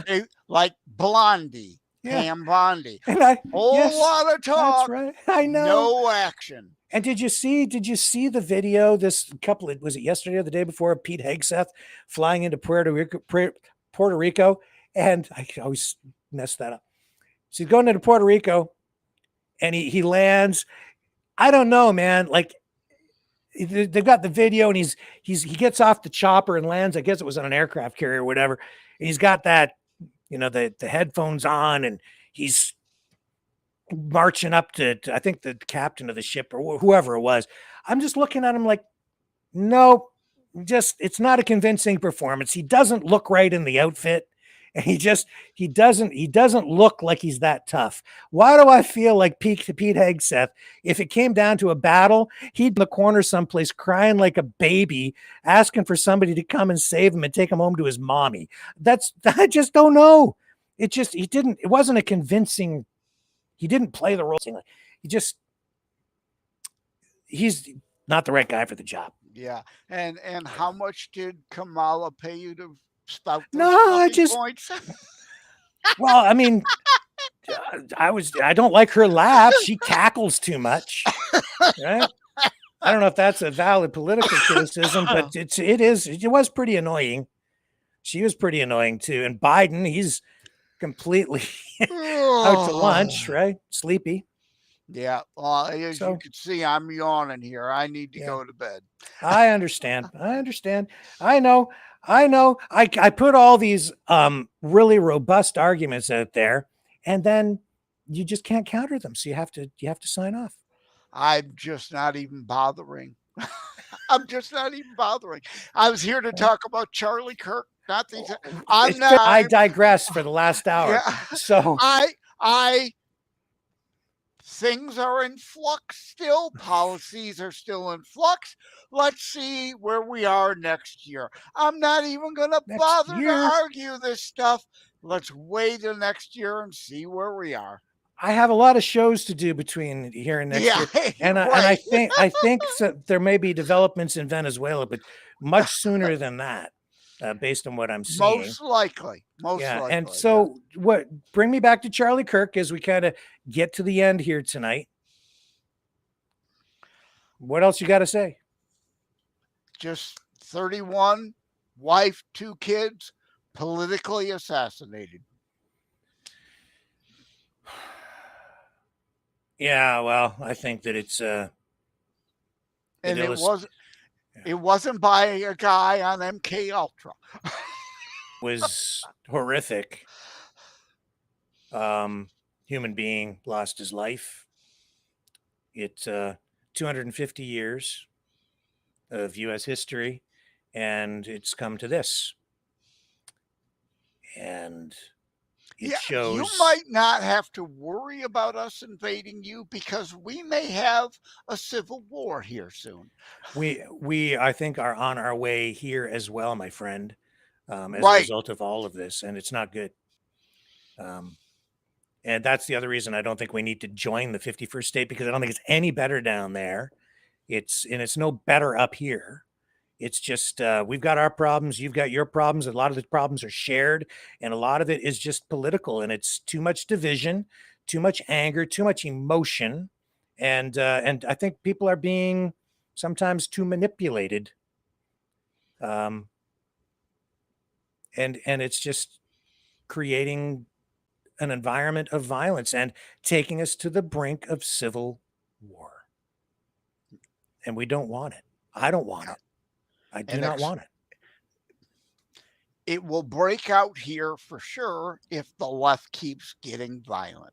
Eventually, people on the right will, when we're the ones with most of the guns, will push back. I think to some degree you already have been. And maybe if we all recognize that there's a problem all the way around, then when we get to that point, then maybe we'll find solutions. Until then, I think we're still going to see deterioration. Let's just pray for peace. How about that? We certainly need to, because, but at the same point, how do I coexist with those who want to kill me? How do I? Start by not getting sucked into the abyss. Don't become the very thing that you say you oppose. Take the high road. That, right. And I advocate for that. Absolutely. Yes. Absolutely. I posted on social media. Don't any of you dare react and act, respond violently. It's what CNN and the MSNBCs want, so they can make the story all about that, and Charlie Kirk goes away from their airwaves. It's all about it's like everything now. Like any murder. Gun control, no, criminal control. How about the right wing is pouncing on this crime. You're fucking right, we're pouncing on it, because how about we fucking lock up the criminals? That lowers crime. That's fucking common sense. Yeah, just you won't find peace in America through more violence. Correct. Yeah. What song you want me to leave you with tonight?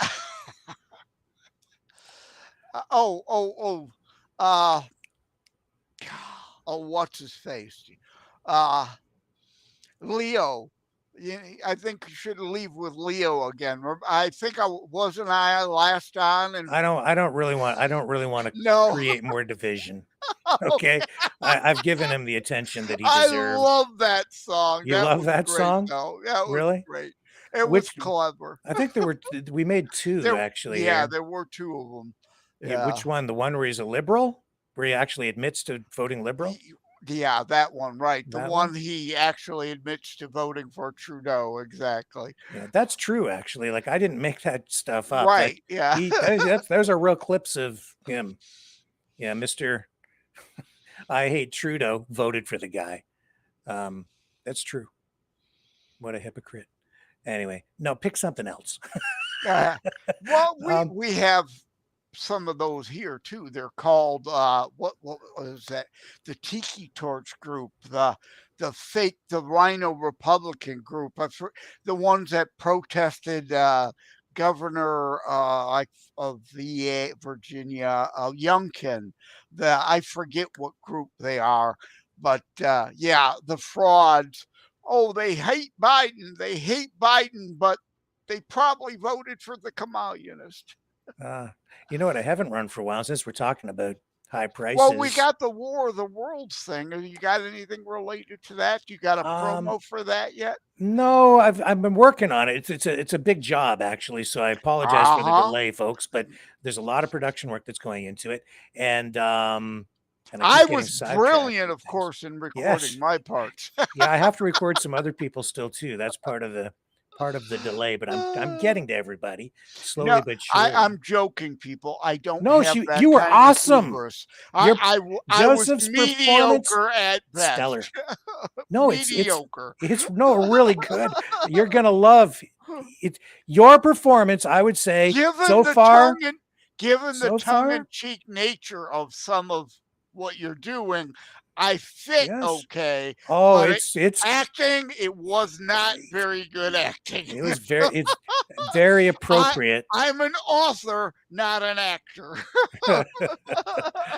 It was very appropriate. So, how about, since we're talking auto industry, we're talking about that there's that. I forget what one you had on that. The Corvette thing. The little black vet. There we go. All right, some American muscle. We'll leave you with that tonight, folks, and I'll see you back here tomorrow. 7. What day is tomorrow? 9/11. Is it? But what day of the week is it? I lose track. It's Thursday. Thursday. Never forget. 9/11 tomorrow. I have a big, really, really cool guest coming up on Saturday. I'll let you all in on it tomorrow. I'll tell you who. 7 p.m. Eastern on the Maverick News. Is that where you were? I don't know. On the flip side. There you go. On the flip side. Leading the witness, and the witness screwed it up. See you tomorrow, everybody.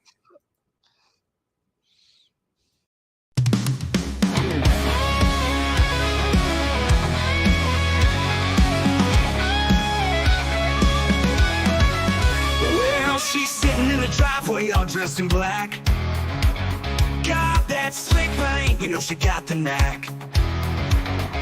Chrome glimmers in the moonlight, like a star on the rise. When I slide behind the wheel, I feel alive. Oh, I can't deny. Got the little black vest, she's my midnight ride. Rolling down the highway with my girl by my side. Fast as a whisper, smooth as a dream.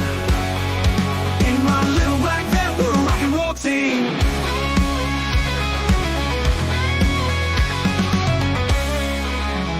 Leather seats and a rumble that shakes the ground. With the top down low, we're lost in the sound. That engine growls like a lion's roar. Every mile we take, I just want more. Got the little black vest, she's my midnight ride. Rolling down the highway with my girl by my side. Fast as a whisper, smooth as a dream. In my little black van, we're a rock and roll team.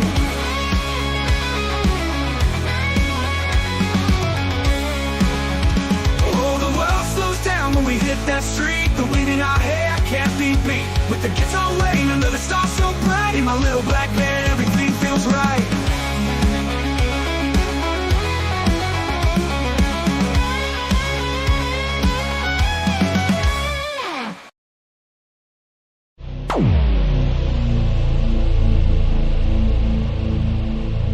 This has been a Maverick Multimedia production.